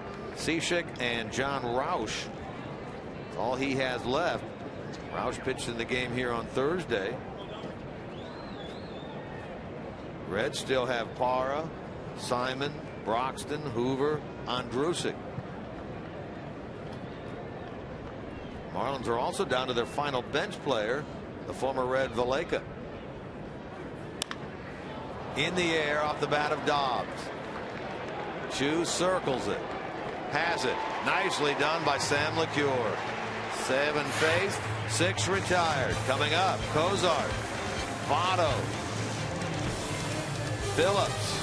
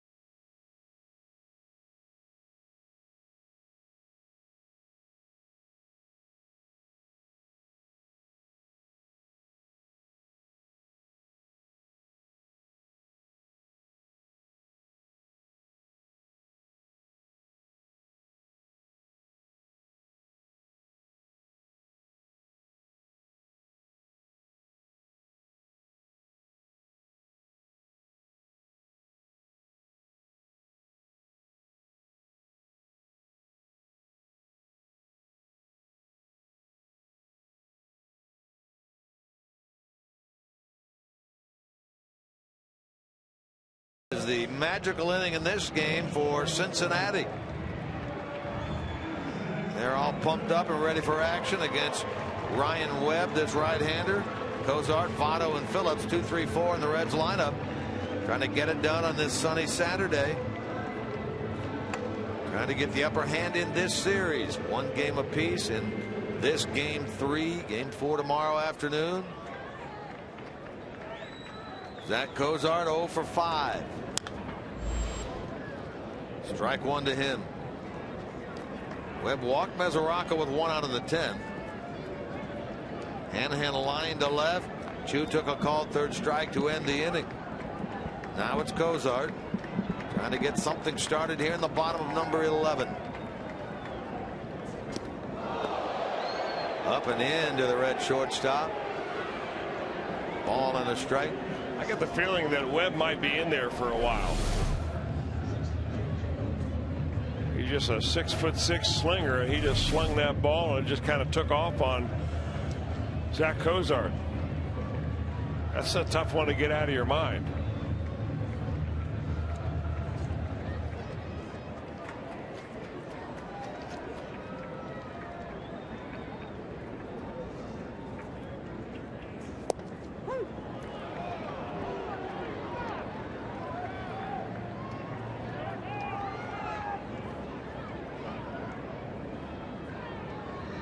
Trying to get on to start the home 11th. Toward the middle, Solano to it right. And he gets Cozart at first base. Very nice play right there by Donovan Solano. Very quick hands because Cozart was booking it down the line. So 1 out.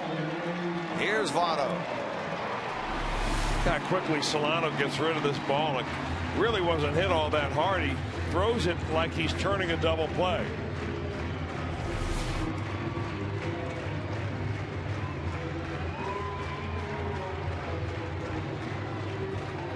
Votto trying to be the hero in the bottom of the 11th.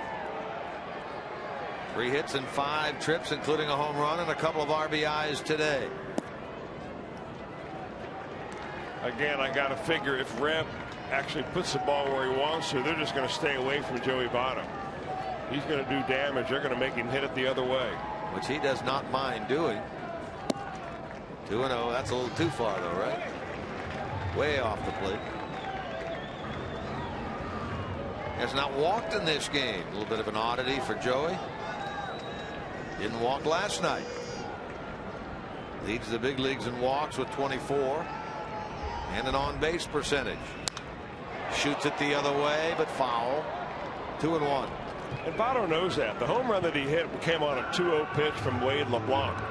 And LeBlanc tried to sneak a fastball by him on the inner part of the plate, and that's when Votto unloaded on him. But here in this situation, once you get to extra innings, the prevailing thought process is make him beat you going the other way.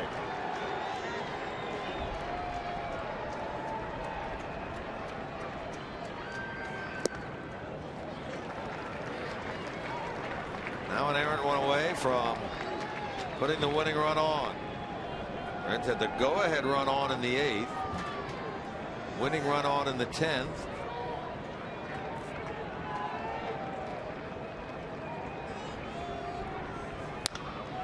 And the winning run on in the 11th as Votto drops the base hit into left field.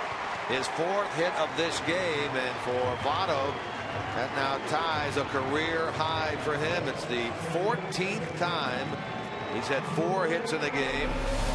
Well, it's a very educated at bat for Joey Votto, but there's no mistaking how they're pitching him. I mean, which is a way he realizes that he's going to take what they give him. And if you're the Marlins and you're thinking, all right, I'm down 3 balls and 1 strike to the biggest threat in this lineup, and you only do is give up a base hit, no big deal.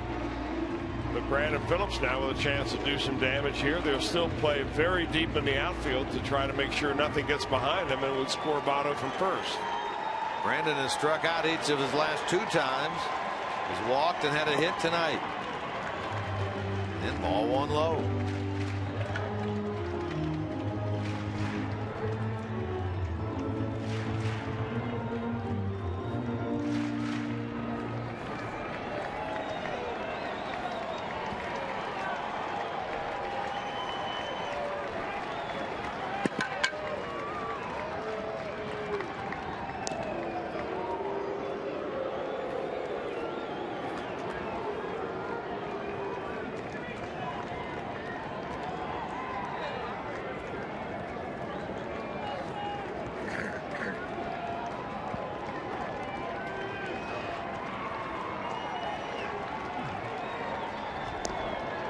This time Votto dives back in. Phillips has been very good this year in clutch situations. Hitting .395 with runners on base so far in 2013. Even better than that with runners in scoring position. Trying to move Votto around.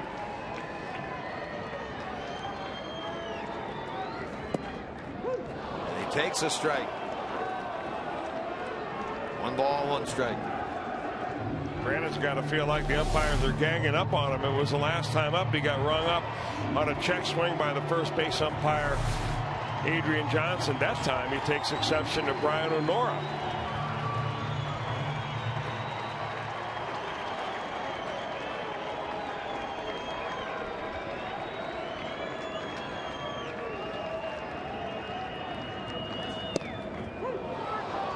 Takes another one on the inside part. Hey, that's some serious movement that Ryan Webb has on that fastball.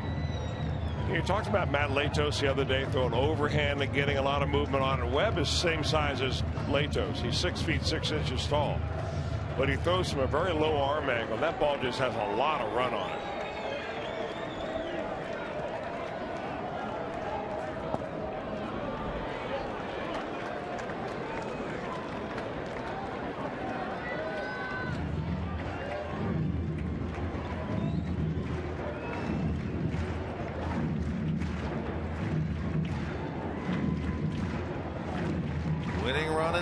Held over there by Dobbs. 1 out single for Joey, his 4th hit of the afternoon.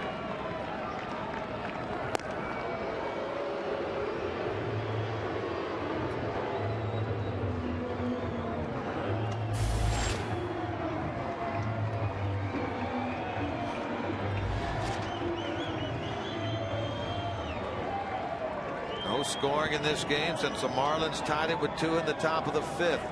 We're in the bottom of the 11th. Into right by Phillips and caught by Stanton. Looked good off the bat, but it hung up for the Marlins right fielder. 2 out.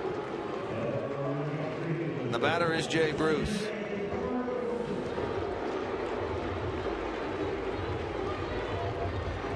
Now looking at those same numbers for Bruce, we said Phillips with runners on base, .395. Bruce with runners on, .281.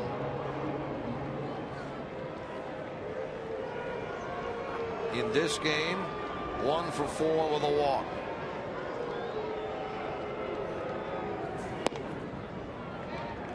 Well, I said back in the 9th, great spot for his first home run of the year. Same thing here.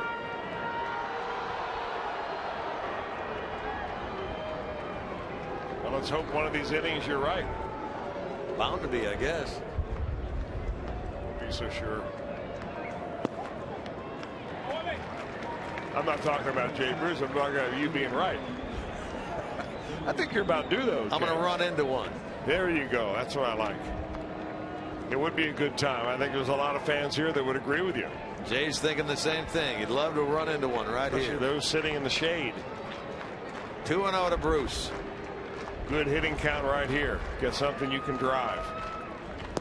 And that's a good 2-0 pitch. A changeup on the corner. Boy, in the lower part of the strike zone right there. 2-1.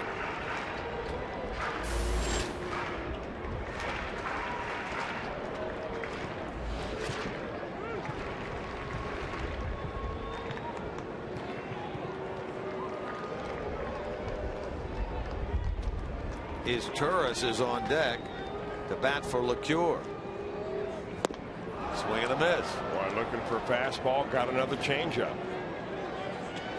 Check that Paul rather than this Turris. Paul is on deck. Should Bruce keep this inning going?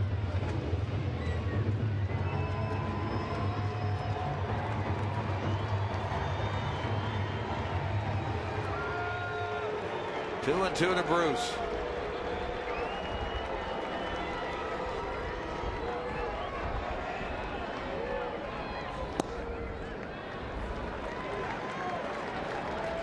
Now the Reds get the benefit of Votto on the move here. 3 balls, 2 strikes, 2 out.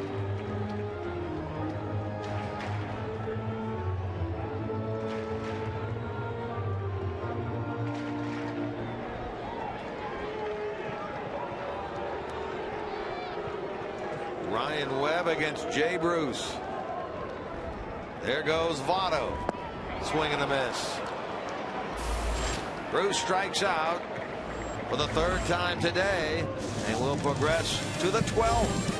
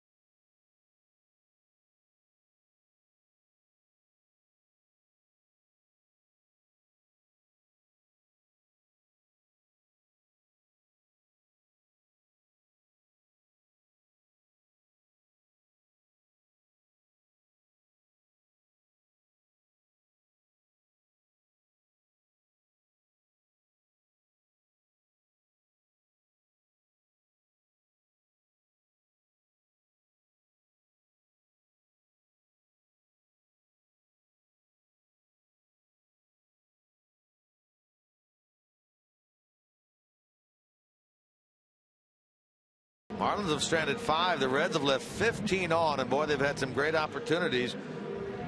Go ahead run on in the 8th, winning run on in the 10th, winning run on in the 11th. Dusty Baker watching intently from the Reds dugout on the first base side.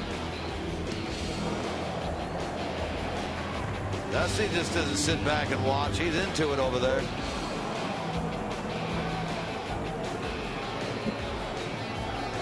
Moves right on. Skipper of the Reds will watch his new pitcher, his 4th of the afternoon, J.J. Hoover, take over here in the 12th. Hoover replaces LeCure. 2 innings, no runs, 1 hit.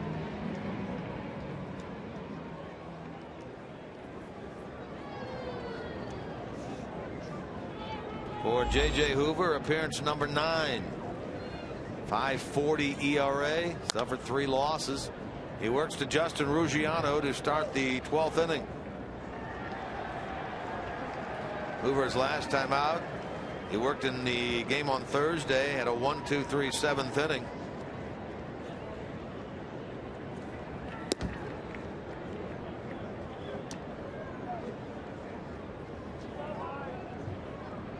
Prior to that, a 1 2/3 no-run 2-hit performance Saturday in Pittsburgh. Well, he's bouncing back from some shaky outings early on.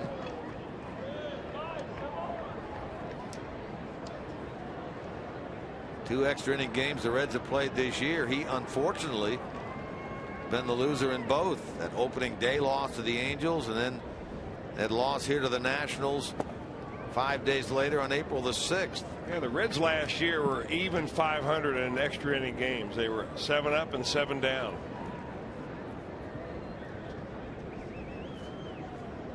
Ruggiano, Green, and then Brantley here in the 12th.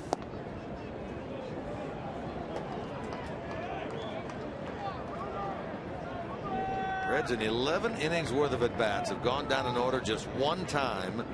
That was the 9th against Ramos.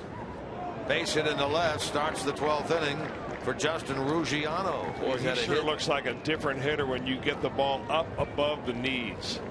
It's a good swing Ruggiano has. For a guy that has really never established himself as an everyday major leaguer, he swung the bat pretty well in this series. 8 hits now for the Marlins. Ruggiano a hit in all 3 games. Here's Nick Green 0 for 4. You know he's bunting. Joe Espada looked in, got the sign from the manager Mike Redmond, passed it on to Green, who bunts it foul. Well, they're playing it very aggressively, the Reds are. I mean, they're charging hard. Hanahan, Votto from the corners, Hoover coming up to shoot. They really want to get Ruggiano, who can run a little bit, try to get that lead runner at first base, or cut him off at second. Votto holds over there at first against Ruggiano.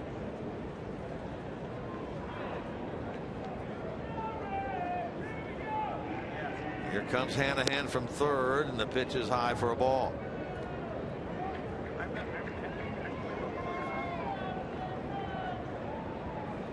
Green, the 3-hit game last night.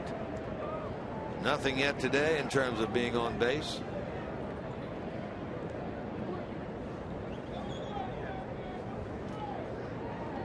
See Hanahan on the left of your screen getting ready to cheat in.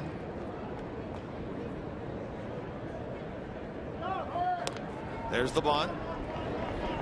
Hoover will give it to Phillips, and the sacrifice executed by Nick Green. Goes 1-4.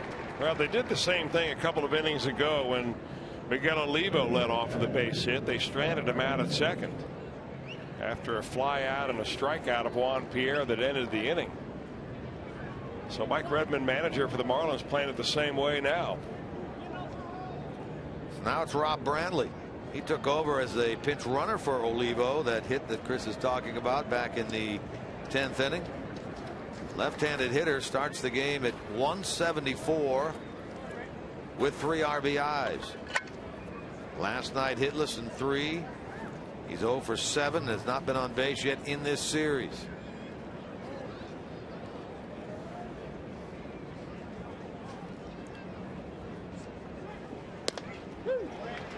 Hoover gets ahead.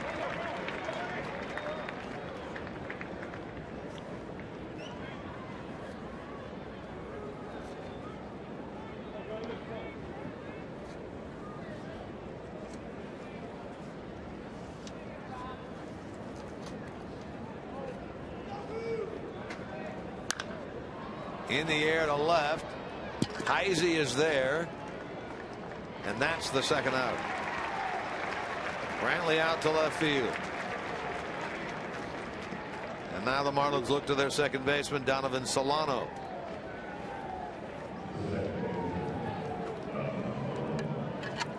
Hoover trying to keep pace here with Chapman, who had a scoreless 9th. LeCure a scoreless 10th and 11th. Hoover trying to do the same here in the 12th. Solano 1 for 3. He scored on the hit by Polanco back in the 5th inning.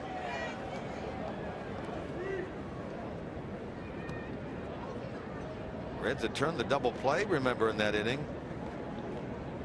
The hit by Mahoney, then that soft line drive by Pierre, which turned into a double play. Looked like they had gotten momentum back on their side, but Polanco doubled in the run. They're going to walk intentionally Solano to get to the pitcher spot. Webb. And on deck is Chris Valleca, the only everyday player that the Marlins have left on their bench. Yeah, this is a ploy by Dusty Baker to make Mike Redmond use up his players. You're down in the pitcher spot, so you'd like to see, if you're Mike Redmond, maybe to run Ryan Webb out there one more inning. But he comes up with a potential winning run on base, so you got to go to your bench. You use up your last position player, and you've got to bring in another reliever. That would relieve one reliever only as the extra man that Mike Redmond would have at his disposal from here on to the end of the game. So Dusty forces the hand of Mike Redmond, and Valleca comes into the game. .238 average on the year with 5 hits, a couple of RBIs. 0 for 2 as a pinch hitter. One of those was in the 9th inning last night, right before the Ruggiano home run. He started at short, was 0 for 4 on Thursday, so 0 for 5 in the series for Valleca. 2 on, 2 out in the 12th.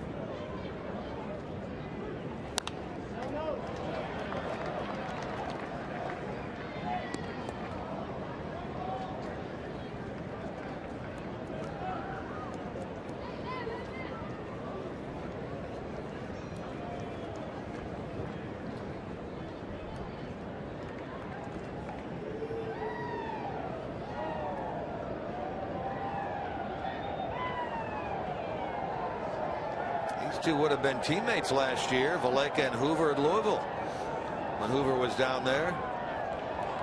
1 ball and 1 strike. Valaika wore the Reds uniform 19 games in 2010, 14 games in 2011.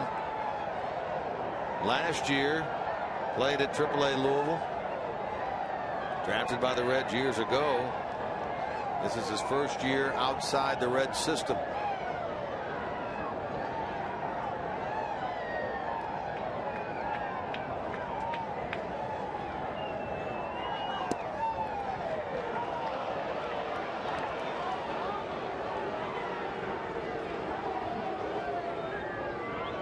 Signed as a free agent in the offseason with the Marlins. Had a pretty good spring, did Valaika. Made their club. Now with their everyday shortstop, Adani Echeverria, on the DL, he's going to get a little bit more of an opportunity to play. 2-2. Who do the Reds have coming up in the 12th? The Hoover's spot. Heisey and Mesoraco. Paul was on deck to bat for LeCure. Had the 11th inning continued.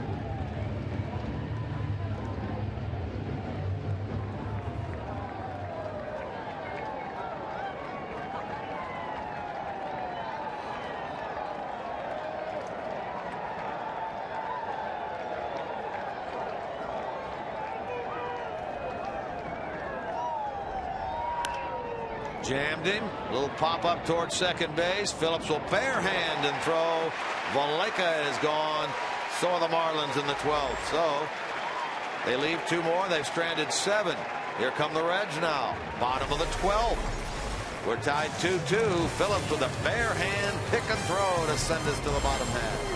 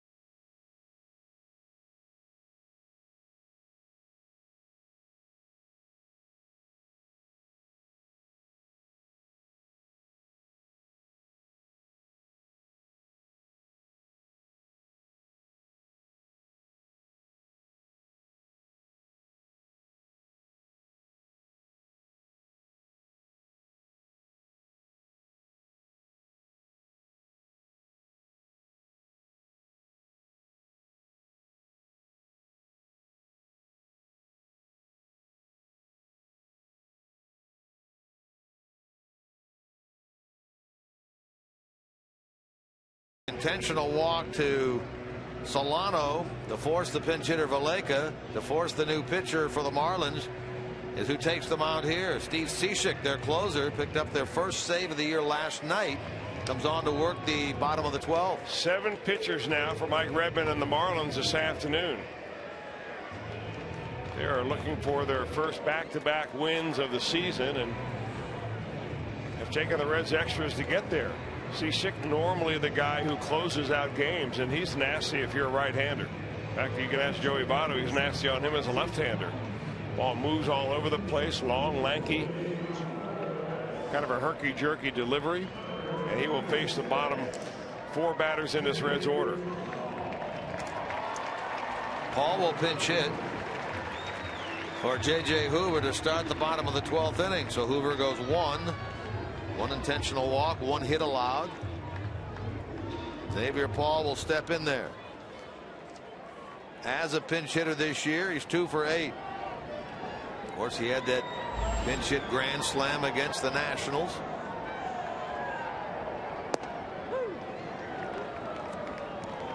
Overall, he's hitting .278 with a homer and 7 RBIs.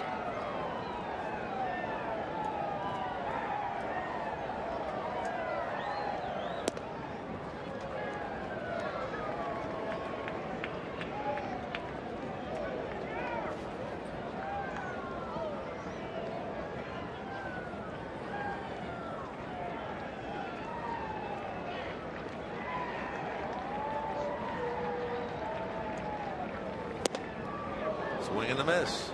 1-2. You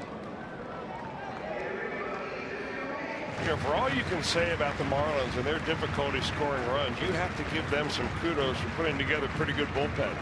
And we've seen today and the last few days out of Steve Cishek, Ryan Webb, A.J. Ramos, Qualls, Dunn. Guys have worked in and out of trouble. The Reds have left 15 on base. That equals the most they've left on base this year. They left 17 on at one point in the game last year.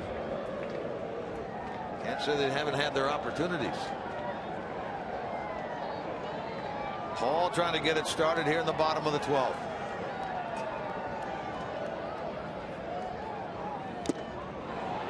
And he is unable to do so as he strikes out for the first out in the inning. 13 strikeouts now for Marlins pitching here today.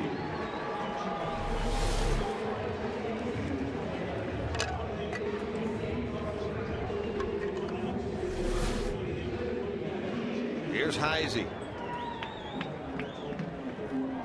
He's 1 for 5. Reds will need a new pitcher if this game continues. Alfredo Simon is up in the bullpen.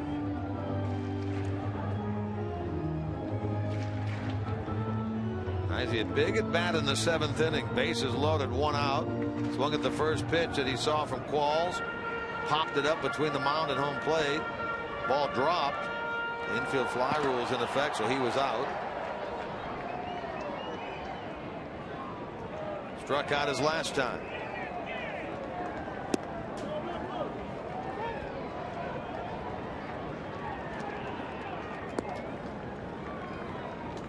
One for 5 today and 2 for 10 in the series. There's Simon. This leaves the Marlins now. That's a swinging bunt by Heisey. It's going to be a base hit. Now, both of his base hits have been almost an identical spot. One intentionally laid down to the left side for a base hit back in the 2nd inning that got him on base. And this one, the swinging bunt variety. We'll take it. Boy, you can only do this when you wanted to. I mean, that has laid it out there perfectly. Perfect placement, good speed, no chance to get him at first. Here's Mesoraco. Walked in the 10th. A couple of singles earlier. There's the winning run. Heisey at first base. Mesoraco looks at a strike. He's never faced Cishek before.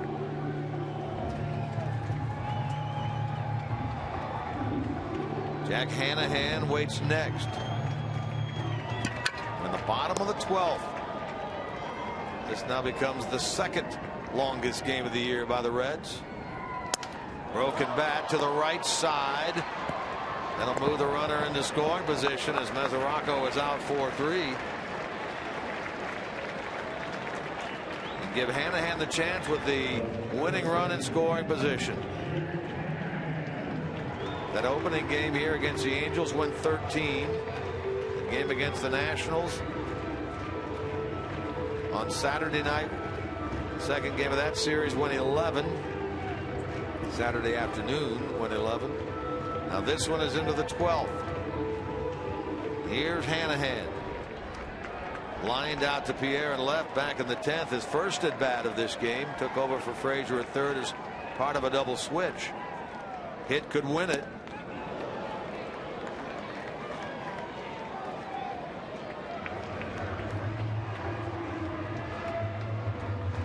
Look at those numbers. 1 for 10 for the Reds. Runners in scoring positions. Marlins a little bit better.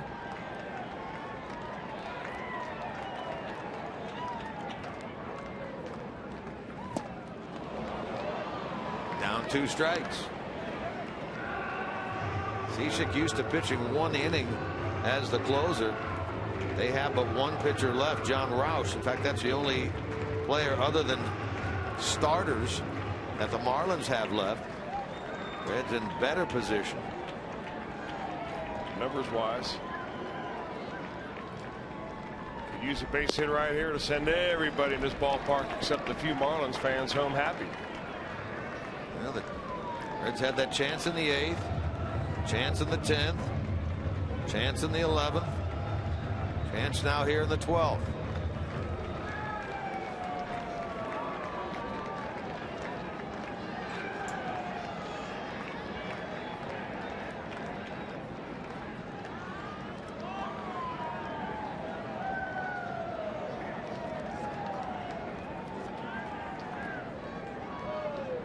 As you move deeper into the late afternoon and evening here, the shadows start coming across the field, make it a little more difficult for the hitters to pick up the spin off the hand of the pitcher. Up and in to Hanahan, 1-2. Yeah, you can see right there that you didn't see that ball coming out of Cishek's hand at all. Right. Cishek leans in now to get ready to pitch. He's in the shadows. Hanahan in the sunlight at the plate. Yeah, the contrast is really makes it tough on a hitter.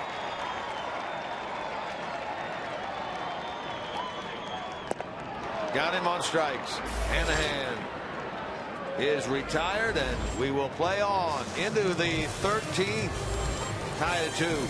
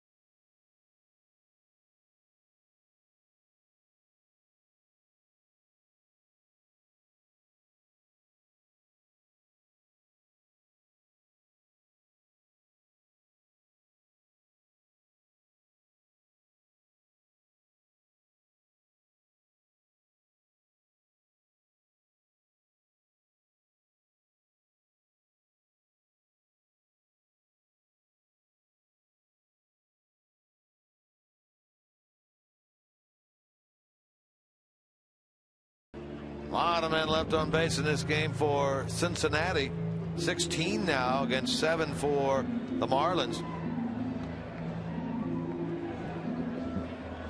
Marlins have had chances back in the 5th when they scored twice.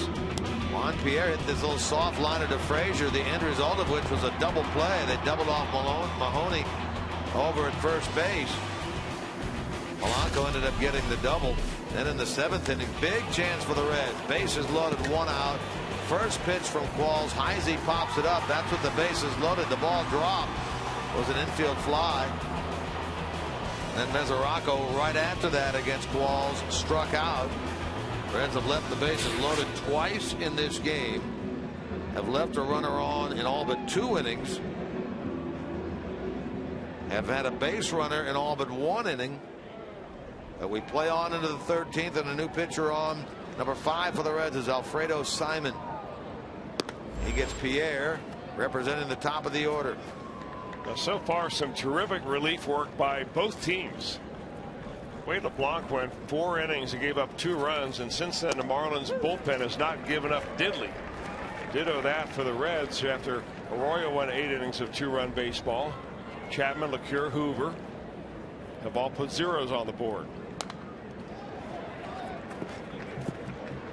You know, you had a feeling that this might be a low-scoring series because the Marlins have come in here woeful as far as being offensive. Of course, the Reds scored 11 runs first game against them. Last night they lose 2-1.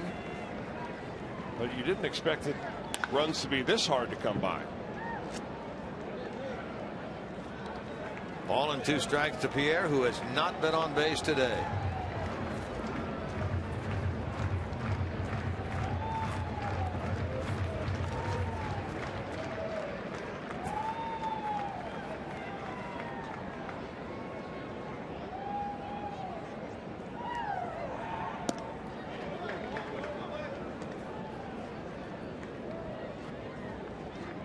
Alfredo Simon last worked in the game here on Thursday. Worked a 1-2 3/8 inning.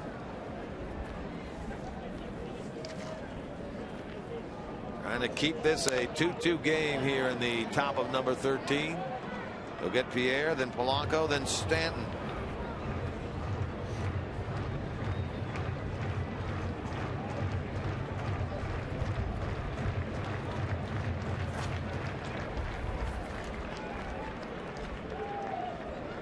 To 12-1 Reds, to 8-0 Marlins.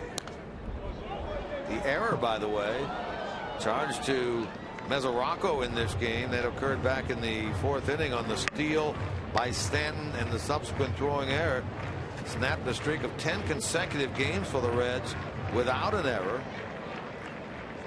They've only committed an error in 4 games of their 18 games this year. Ball 3.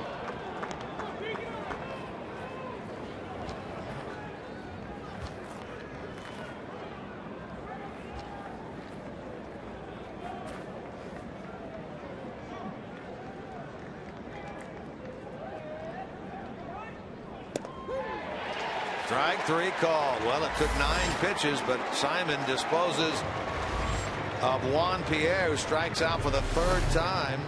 Second straight 3-strikeout game in this series for Pierre. And this is the first time in all year long that Pierre has struck out more than once in a ball game in this series. 6 of them in the last 2 games.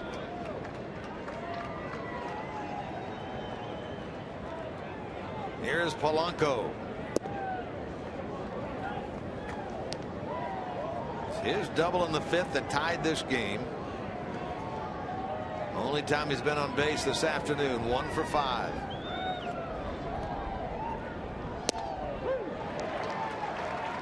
Ball on a strike.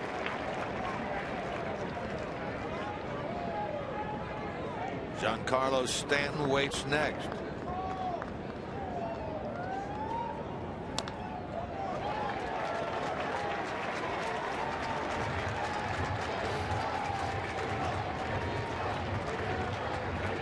Arroyo, Chapman, LeCure, Hoover, and now Simon.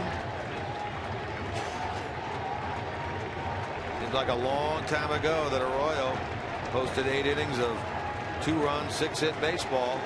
No scoring in this one since the Marlins tied it with 2 in the 5th. Teams have matched 0 since then. Polanco to right. 2 up.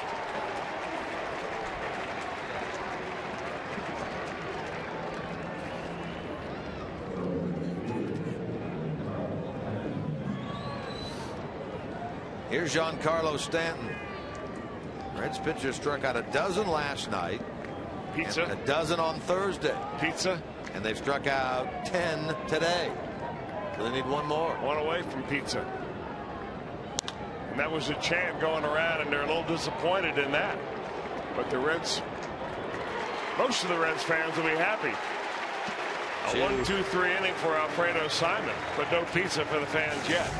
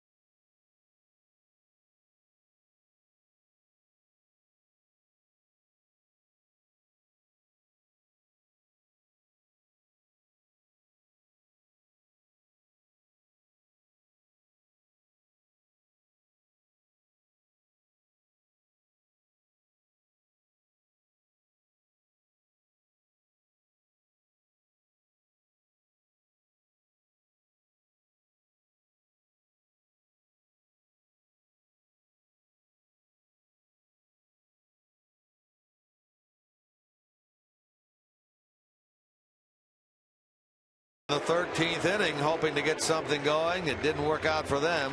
The Reds have the top of the order up here in the bottom of the 13th against Steve Cishek. Their closer normally works 1 inning. He's back out there for a second inning worth of work here. Let's hope that let's hope he wears down a little bit right here. Chu, Cozart, and Votto. Chu has been on base 5 times and 6 times up today.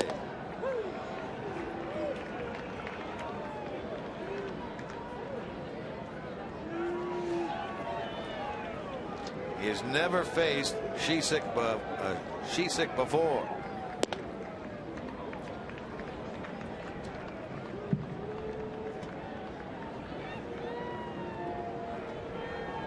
Of course, he's extended his on-base streak to 17 straight to start the year. Into left field by Chu. That is a fair ball, and off the side wall and into the stands. That's going to be a double, and a great start for the Reds here in the bottom of the 13th as Chu has just set a new career high for times on base in one game. He's been on 6 times today. Boy, he's quickly becoming one of the most popular players on this ball club. Man, oh man, right down the left field line, kicks up the chalk. See the fan reach over there and grab that ball. Here now is Cozart. What they'd like to do is the Marlins will try to get Cozart out, and then they'll walk Joey Votto. And he bunts the ball right back into himself. Off his hand. He's holding that hand doubled up. Here comes Paul Lassard, the head trainer of the Reds, out of the dugout. Chris Spire comes down from third base. Did the ball actually hit him on the pitch with as he attempted to bunt? Got his index finger wrapped around the barrel of the bat, and it pinched that bad boy right up against the wood. Man, oh man, that's his throwing hand too. He had that finger wrapped a little bit too far around. Yeah, that you bat. know, you don't have it wrapped around there. I know sometimes you just lose sight of the basic fundamentals, but we've seen injuries like this happen fairly often, and they're gonna take him out of the game. He probably in so much pain he's not sure it was broken or not, but too painful to even go up there and try to do it again. So Cozart will leave the game. Cesar Izturis comes out of the dugout. He will complete this at bat with 1 strike. We'll take a look at it again here. Where you can see his finger just wrapped around the bottom of the bat just a little bit.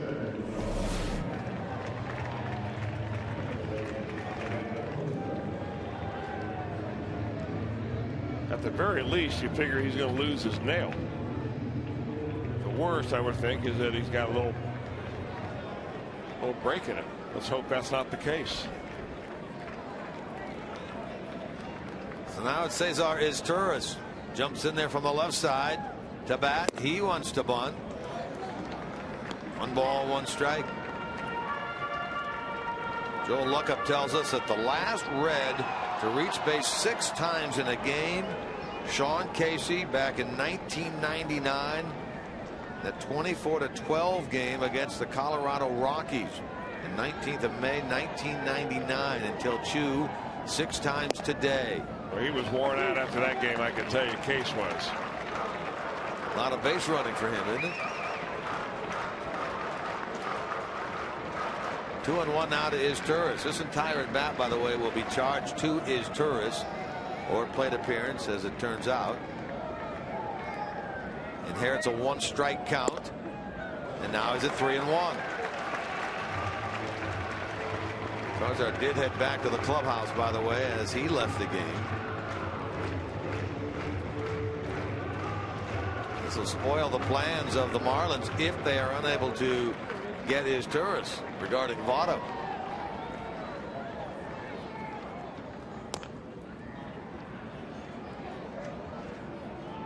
Foul ball, and now it's 3-2. You know, it does not appear from up here anyway. Sometimes it looks easy to lay down a sacrifice bunt from the comfort of your couch in your living room on a big screen TV, but against Steve Cishek, it doesn't even look easy.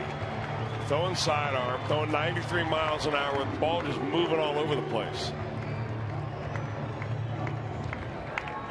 3 balls, 2 strikes. Is Turris. Swinging, hits it in the air toward right center. Chasing that ball, Ruggiano. He'll get there. That'll move the runner over to third. Boy, as Turris put very good wood on that ball. Ruggiano had a long run to get to it, then made an over-the-shoulder catch. The runner tags, and now Chu is at third with 1 out. Well, chances are they're going to obviously walk Joey Votto. The question is, would they also walk Brandon Phillips? Gets 2 strikes on him, a full count. He decides to swing away to try to move the runner over, and that's exactly what's going to happen. They'll walk Votto intentionally. First time he's walked in the last 2 games. That's news from his camp. Set up a potential double play. Phillips, as a right-handed hitter, is next. If they were to elect to walk him, he'd face the lefty. Interesting the way that Cishek decides to go about the intentional walk. A lot of guys just lob the ball in there. He's firing it in at about 84 miles an hour. I guess he doesn't want to get out of a rhythm of, you know, trying to face a batter and putting some effort into each pitch. Here's ball 4. Joey draws the walk. He joins Chu on the bases.